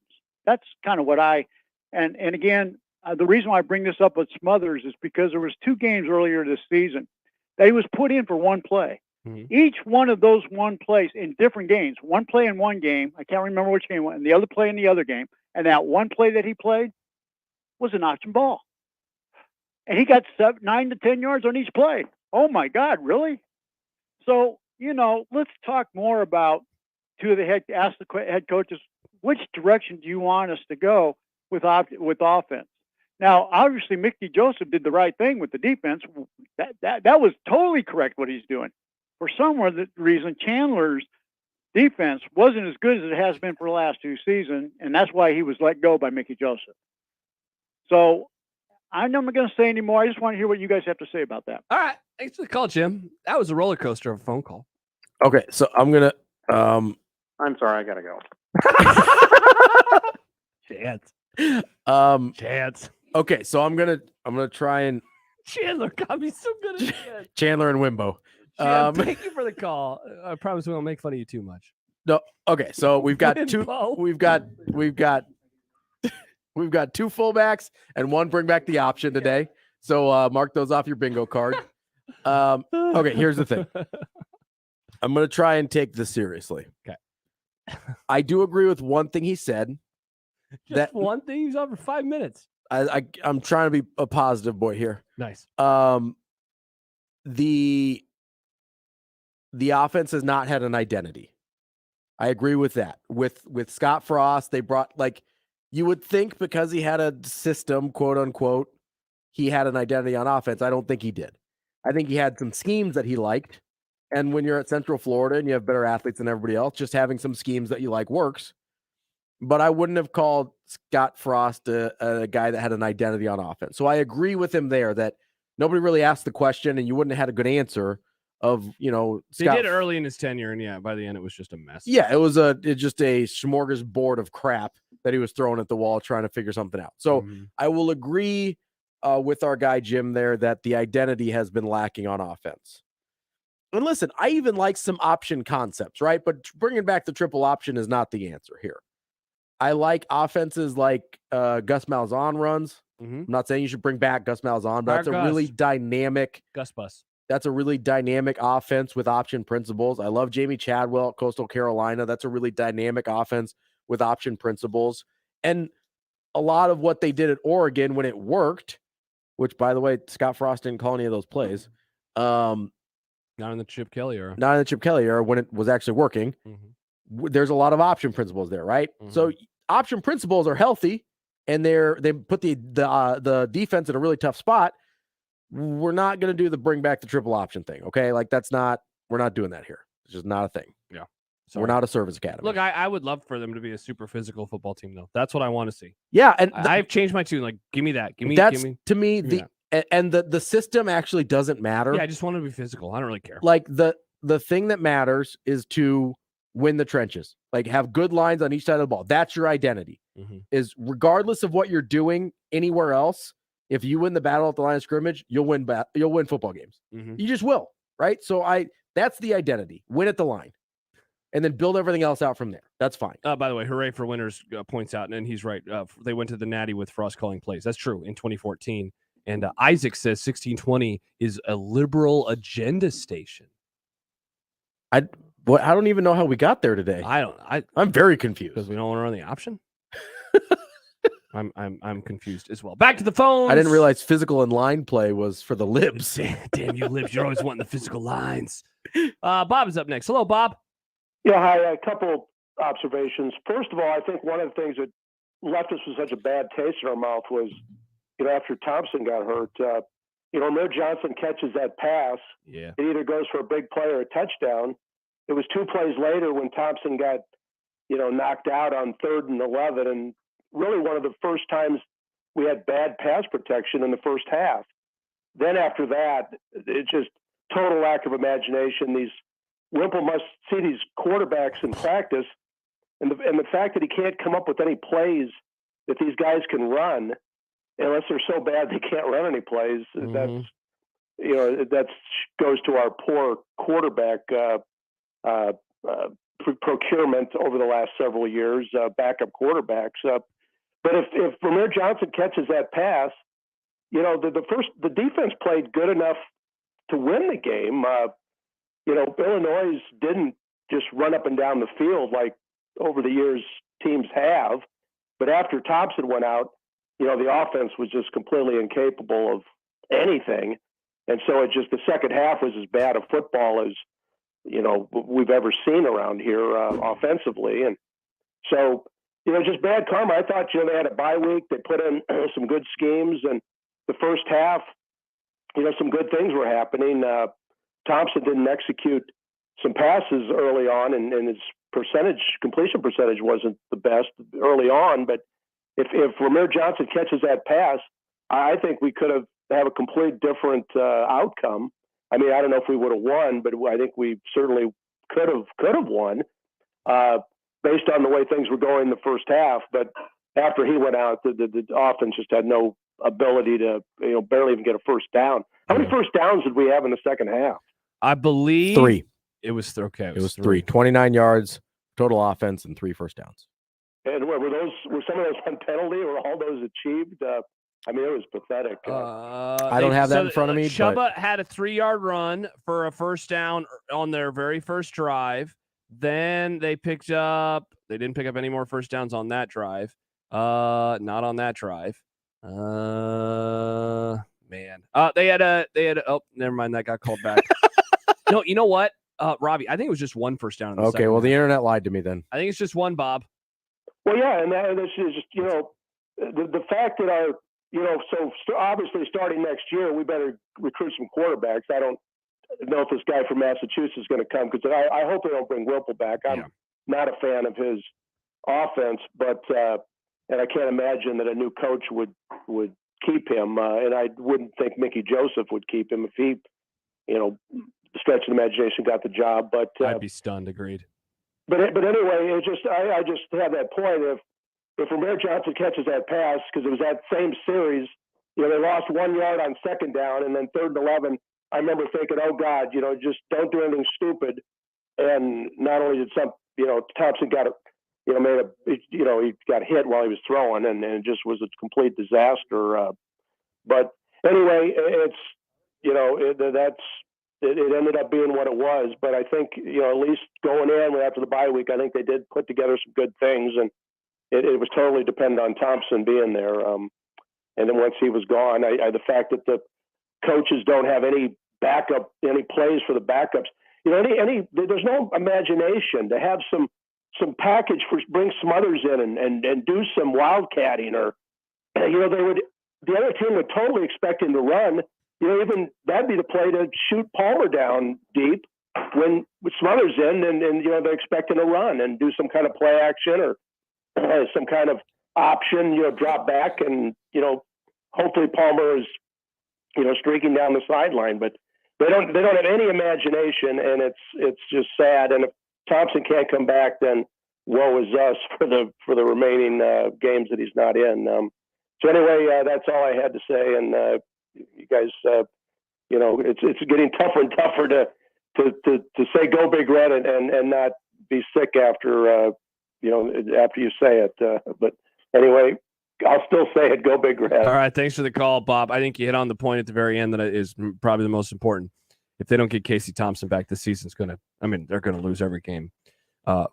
Jordan points out they had a first down on a late hit after Chuba slid. That's 2.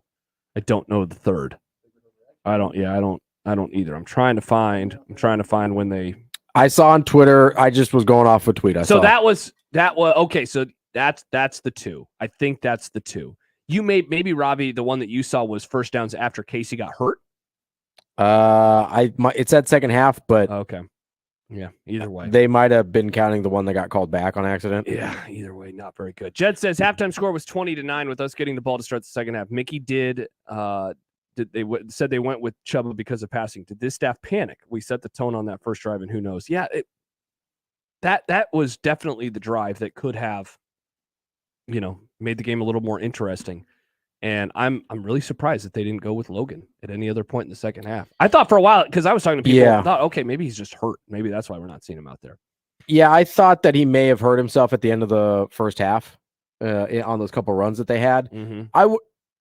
Listen, it's an 11-point game with an entire half to play. There's no reason you have to throw the ball for the entire half. Mm-hmm. Like, you could have run a run-heavy offense with Smothers if that's what you wanted to do. Now, that may have been Mickey Joseph covering for the fact that Mark Whipple didn't want to run the ball. Perhaps. That sounds like something Mickey Joseph would do. Yeah, he doesn't like bringing that stuff up. One, he doesn't throw people under the bus, right? Yeah, whereas if this would have been Frost, he would have thrown. He'd have been like, "Well, Whip said he wanted. Whip said Purdy was his guy. That was all Wimple. Wimbo's his guy. Wimbo. Welcome. Big Red Overreaction as we continue to widen out. We're going to take some calls on the other side. Big Red Overreaction brought to you by Equitable Bank. We take banking personally. Also brought to you by Burton.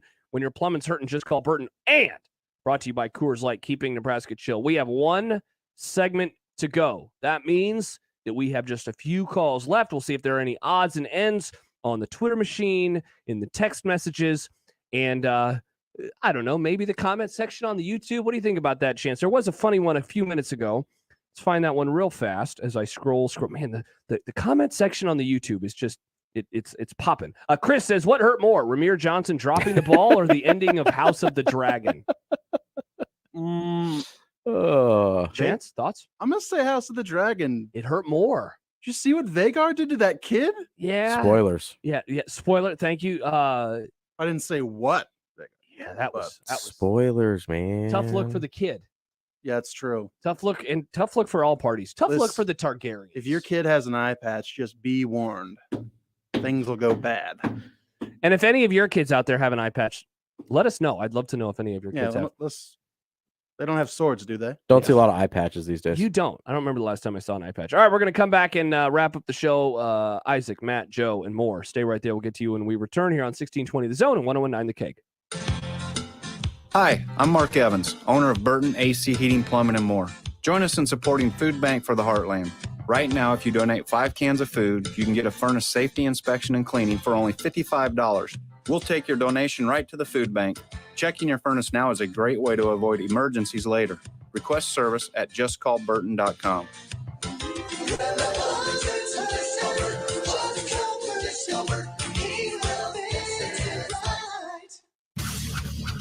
It's Big Red Overreaction, brought to you by Equitable Bank. We take banking personally. Big Red Overreaction continues in 1 minute on 1620 The Zone and 1019 The Keg. Hi, this is Doug Nodgard with Equitable Bank. Great service never goes out of style. When the digital age dawned, many said computers would be able to handle many of the interactions that used to take a person. Boy, were they wrong. How many times have you called your bank and gotten a recording to press 1 or 2? Not at Equitable. Not only does Equitable answer your call in the first ring, it's answered by a human being. That's because Equitable Bank values its customers. Equitable Bank, we take banking personally. Member FDIC. That to-do list you have needs one more thing. Chill. It's an easy thing to do. Just crack open an ice cold Coors Light and chill. Take the afternoon off and binge watch anything. Go to happy hour and stay for a couple hours. Who's counting anyways? Or hang out with just your dog because you've had enough human interaction this week. Whatever you do it with a Coors Light. Mountain cold refreshment made to chill. 2020 Coors Brewing Company, Golden, Colorado. Celebrate responsibly. More info and opinions on Big Red than one station can handle. Now on 2 stations. Big Red Overreaction postgame on 1620 The Zone and 1019 The Keg. Sound off. 402-951-60. Big Red Overreaction is sponsored by Burton AC Heating, Plumbing, and more. When your plumbing's hurting, just call Burton. Equitable Bank. We take banking personally. And Coors Light, keeping Nebraska chill.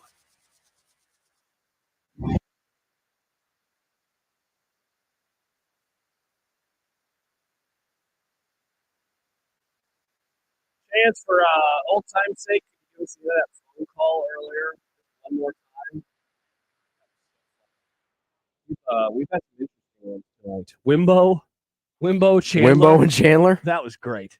Here we go. I didn't care about what happened, and I'm sorry, I gotta go. Was he about to cry? Like, I don't. It sounded like he got choked up a little. A lot of listeners were saying that it sounded like. Like, not making fun. I'm just asking. You know. Yeah. Yeah, I don't know. Man. I'm sorry, I gotta go. The best part too is the click. The click. You don't get a lot of audible clicks anymore. You don't, yeah, because that must have been a landline. Man, that's a bummer. It almost had to be, right? Yeah, you figure as you much. You don't get that on a cell phone. Yeah, if I were to angrily hang up my cell you phone, really don't get the. Yeah.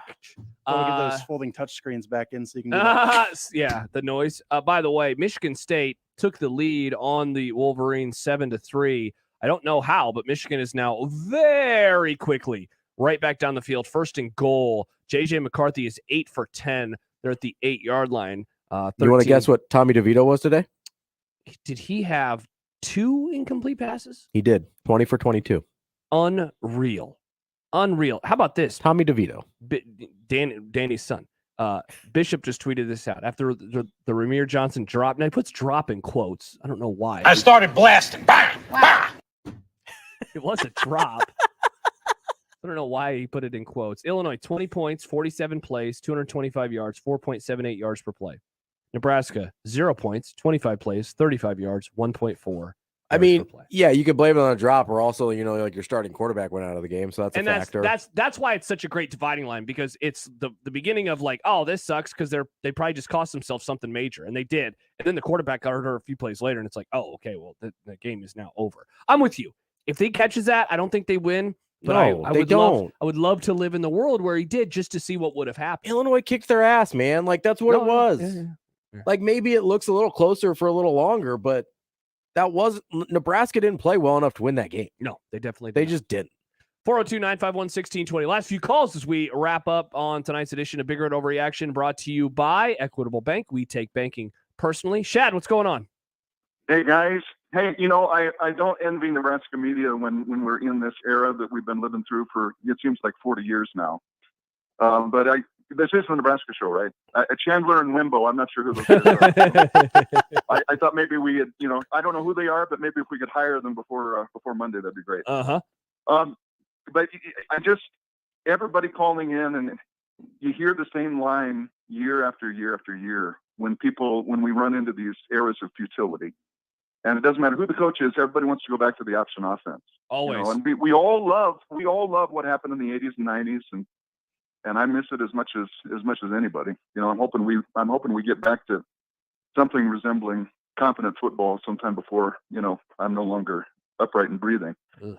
But it doesn't matter if we run the veer or the wishbone or the flying wing or the I formation or the duck R or whatever Scott Frost's offense was. If you can't keep your quarterback off the ground for if you can't keep the line intact for more than 2 seconds, it doesn't matter what system we run. And you guys have said it. If we can't win the trenches and if we can't play the trenches, doesn't matter. Somebody apparently needs to confiscate old Nick Saban's national championships because he hasn't run the option offense. All of them are He invalid. runs pro style. There's just Clemson runs pro style. You've got spread offenses all over the country, and there's all kinds of systems that'll work if you have an identity and you can make it work. But we just don't have a line. We don't have any, and we have no depth. The thing that made me sad today to see was I think Mickey has done some remarkable things in changing the tenor and the timbre of the team.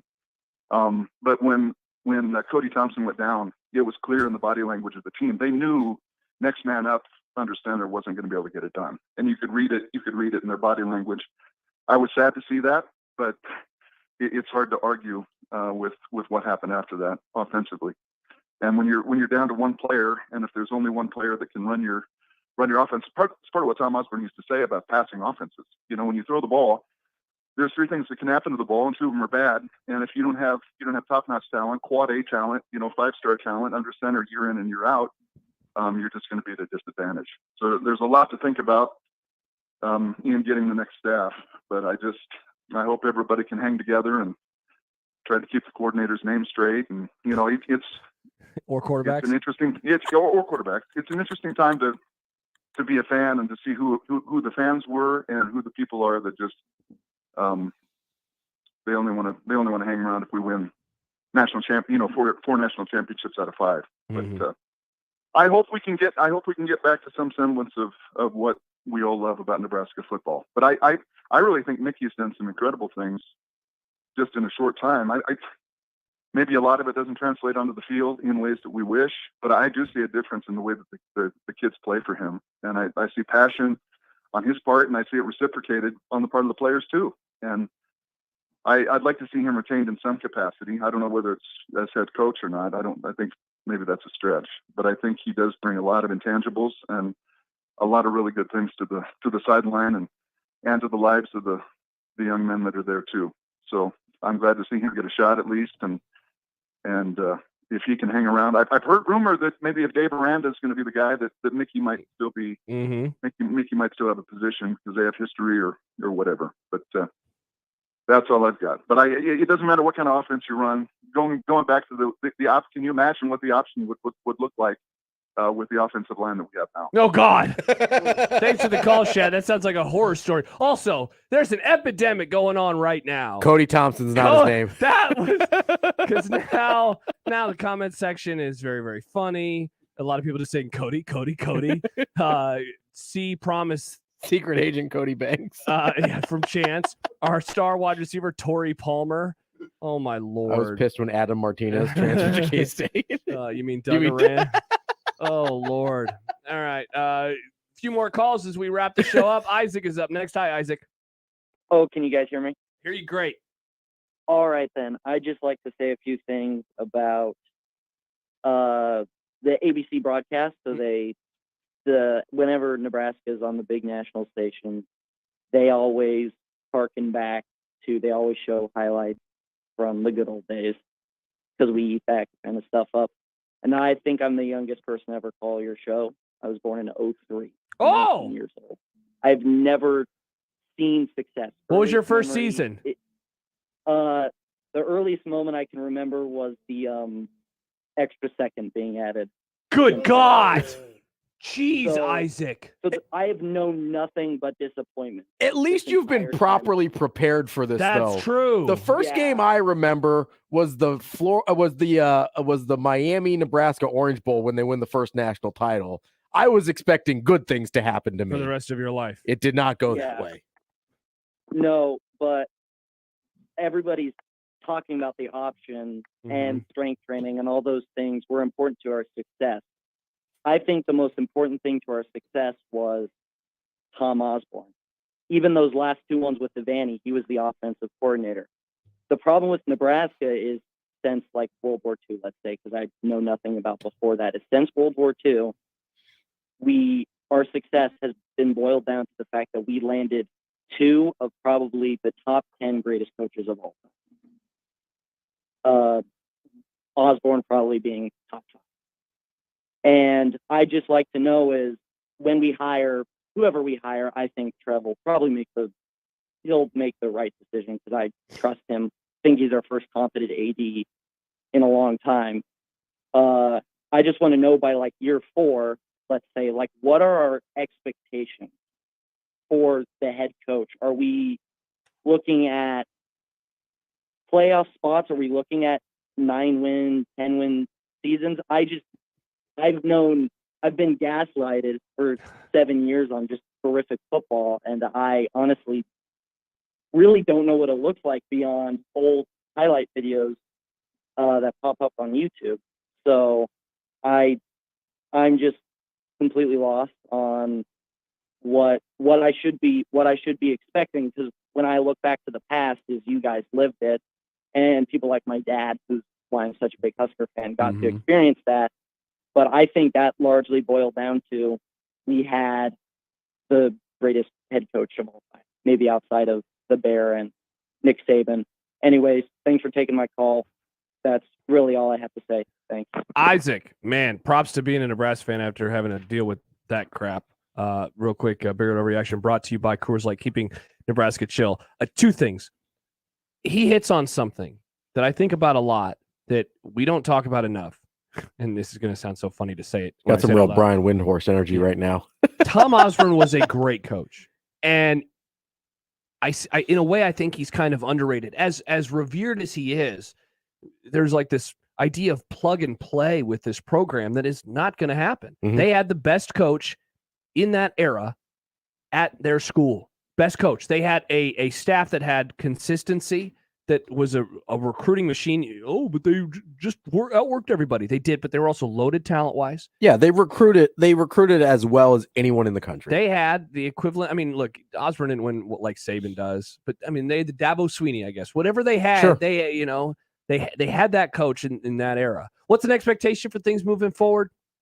Look, man, I think you got to start slow. I think one of the main positives, I guess, that could come from all this bottoming out is like maybe they can actually bottom out for a little bit. I do not want to go into next season reading predictions from people saying like 8-4. 8-4 this is the year, 9-3. Like, no, it's not. Next year is not going to be 8-4. It's not going to be 9-3. We need to do baby steps here. Like get to 5. Get to 4. Let's go. Let's like the Get goal. to 6. Until you get to a bowl game, the goal is a bowl game, right? And then once you do that, the goal is, okay, let's get to 8 wins. Let's get to be in contention for our pod or our division or whatever it is at that point. And then at that point, you can start having different conversations. But until you take those steps, Nebraska's wanted to skip steps the entire time. They just wanted to skip steps, and you can't do it. Yeah. Now, that's why they've had such bad hires. That's why they've had such a lack of success, is because they've wanted to skip steps. Yeah. You want to talk about Osborne being one of the greatest coaches of all time? What was his big thing? The process, right? He almost never talked about results. Almost never. He was talking about if you do the process right, the results will come. Yep. You know, we could talk to any of the ex-players. They back that up. We've skipped the process. We just don't pay any attention to it at all anymore. And we want to be back to 9-3, and then boom, we're in the playoff or whatever. Yeah. Get to a bowl game. The next step in the process is getting to a bowl game. Yeah. Okay. So that's what we need to focus on. And then you can have the next conversation. And then you can have the next conversation. But until you make a bowl game, you're just a bad football team that doesn't play after the end of November. I think 2 years for a bowl is what you're going to hope for. I think that's a very fair expectation. Hope for a bowl. A by bowl in year 2. 2024. I think that's where I'm starting. Yeah. That's where I'm starting. 2 more calls. First Joe and then Matt. Hello, Joe. Hey, how's it going, guys? Good, man. Hey, it was just at the game, was in Lincoln. Just want to say, as a lifelong Illinois fan, ILLINI, go Illini. You guys weren't going to score any points in the second half anyways. If you've seen Illinois, we've shut you down, shut every team down in the second half, pretty much. So we're riding high, which happens about once every 15 years. So let's go Illini. Congrats, Joe. Thank you very much. All right, there you go. Joe, Congrats. I was a big Congrats to Juice. Joe. I was a big Juice Williams, Rashard Mendenhall 07 Illini Nice, fan. dude, So when they pulled that upset over Ohio State, I thought they were going to keep him out of the title game. Aurelius Ben, Martez Wilson, those were my guys. And then they went and played USC. And they got smoked. They indeed did get smoked. All right. Final call. You know what? I'm happy that we went to Joe first instead of last. Yeah, we Well, can't. unless Matt's an Illinois We fan. can't end too. on an Illinois fan. Matt, are you an Illinois fan? Oh, bear me. Ah, good. All right. I'd probably jump off a cliff. Whoa. Anyway, guys, I just wanted to, I agree with you totally tonight. You guys have been talking about we have to rebuild our lines, both sides of the ball. I just want to share some numbers with you, specifically defensively. So I was in school at UNL when we were winning titles. You know, we had the pipeline, 90s and stuff. Yep. And looking at today's statistical comparisons nationally, this defense, there is out of the top 5 categories, not one of them is under 100th except for one. We're looking at rushing defense, we're 115th. Mm-hmm. Pass defense, we're 121st. Total defense, we're 124th. That's out of 131 FBS teams. I mean, I honestly feel like we're the Kansas of this league. And that's when I was in school. I don't know. I mean, like I said, we have to start from the basics and work our way up. You guys were just talking about Tom and, let's take baby steps. I totally agree with that. We have to, the main goal here, we have to be looking at a bowl game first. We can't be suddenly, in 2 years, we're going to be in the playoff or what have you. Yes. Third down defense, we're 102nd on third down defense. That's not going to win you anything. So, I mean, it's going to win you sitting at home during the holidays. That's what it's going to win you. So, I mean, I like Mickey a lot, just like everybody else is talking. I love how he just is straight about it. One thing I was reading today is the Raiola boys were here in town for a visit. In all honesty, if he can turn the oldest one to decommit from OSU, I think that'd be a huge win. But we still have to work on the line, getting defense and offensively stronger, because you can have the best quarterbacks, best receivers, like somebody was saying earlier, but unless we got some of those big nasties up on that line to give some protection, we aren't going anywhere. And that doesn't matter. I mean, it doesn't even matter if if we went back to an option, you still need a line. Yep. You just need people to block. That's just basic football. It's a real estate game. You got to push people and smack them in the mouth. Otherwise, this team's going nowhere ever. All right. Thanks for the call, Matt. Finishing up the show. One more comment real fast from Scott on the video. He says, Josh and Ravi, 38 years old here. Not sure why you both, along with Gary and Bishop, always laugh about bringing option football back to Nebraska. Both always claim that you don't care what we run on offense unless it has an identity attached to it. Yet you scoff at callers that think the option-oriented offense would be something to bring back. What we ran up until 2003 was more of a veer, not a traditional triple option. But point is, it could still work very well if you have two things set in place. I think that you and I are in agreement on, why we are concerned about, if you would want to do that. And that is, like, it's just really hard to recruit to. It's just a different era.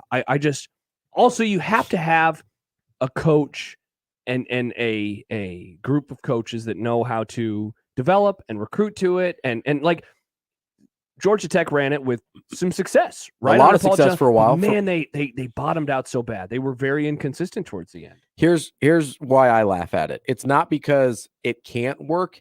It's because people think it's the only thing that works here. Mm-hmm. That's why I laugh at it, because I agree. If you get the lines right, I don't think the system really matters. I think some systems are better than others and lead to more success than others, but I also understand recruiting limitations and things like that. But if you get the lines right, you're going to have a base level of success. I believe that. Okay.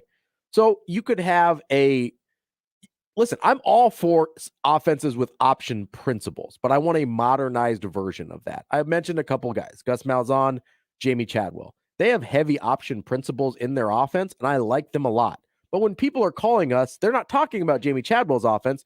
They're talking about 80s Nebraska, I formation, triple option. They're talking about Fred Petito's Miller North offense. They're not talking about Jamie Chadwell's offense. And that is what you do when you're a service academy and you can't recruit anyone, and you have to be so weird that it confuses people sometimes. I'm not saying option principles can't work, because they do work. Yeah, they you put just mentioned Jamie Chadwell. They put defenses in such compromising positions. But I don't like anything that's super one-dimensional, which triple option traditional offenses tend to be. And I don't like things that are hard to recruit to. It's the same reason people have a hard time in Nebraska with pass-heavy offenses, because they're like, oh, they're really hard to recruit to. You have to have an elite quarterback all the time, which is some fair points. But it's equally as true with the triple option offense as it is with a pass-heavy offense. If you don't have an elite option quarterback, you're in just as much trouble as you are if you don't have an elite passing quarterback in a pass-heavy offense. I like balanced offenses, and I like option principles, but that's not what people are talking about when they're calling us saying, bring back the fullback and bring back the triple option or a veer or whatever you want to call it. That's not what we're talking about. That's not what they're talking about. So that's why I laugh at them. And that is another edition of Big Red Overreaction, brought to you by Equitable Bank. We take banking personally. Brought to you by Coors Light, keeping Nebraska chill, and by Burton. When your plumbing's hurting, just call Burton. We had mispronounced names. A lot of them. We had two fullback mentions. Got to talk option at the very end. Couple bring back the options. The guy who sounded like he was crying. I gotta go. Clicked off. House of the Dragon. A lot of House of the Dragon mentions. Yeah. We were 1620, the Liberal Agenda channel. I mean, I don't know where that came from. It's sad at all. All right. I started blasting. Bah, bah. We had Danny DeVito's kid, Tommy DeVito. All right, tomorrow, Severe is on from 8 to 10. Michael Severe, you'll have him. You're on tomorrow because Creighton basketball's back, folks. 5 p.m. exhibition against Drury. Not McKendree. Gary and friends. Are you the friend again? I am the friend on Monday. Gary has one friend. It's Ravi. It's always me. And Connor Happer Show on Sportsman Connect with yours truly and John Bishop. So, yeah, we'll all be back on Monday. For Ravi, for Chance, I'm Josh. Thanks for joining us tonight. We will talk to you, literally tomorrow again. Yep, I'll be here tomorrow. Bye. Bye. I'm sorry, I got to go.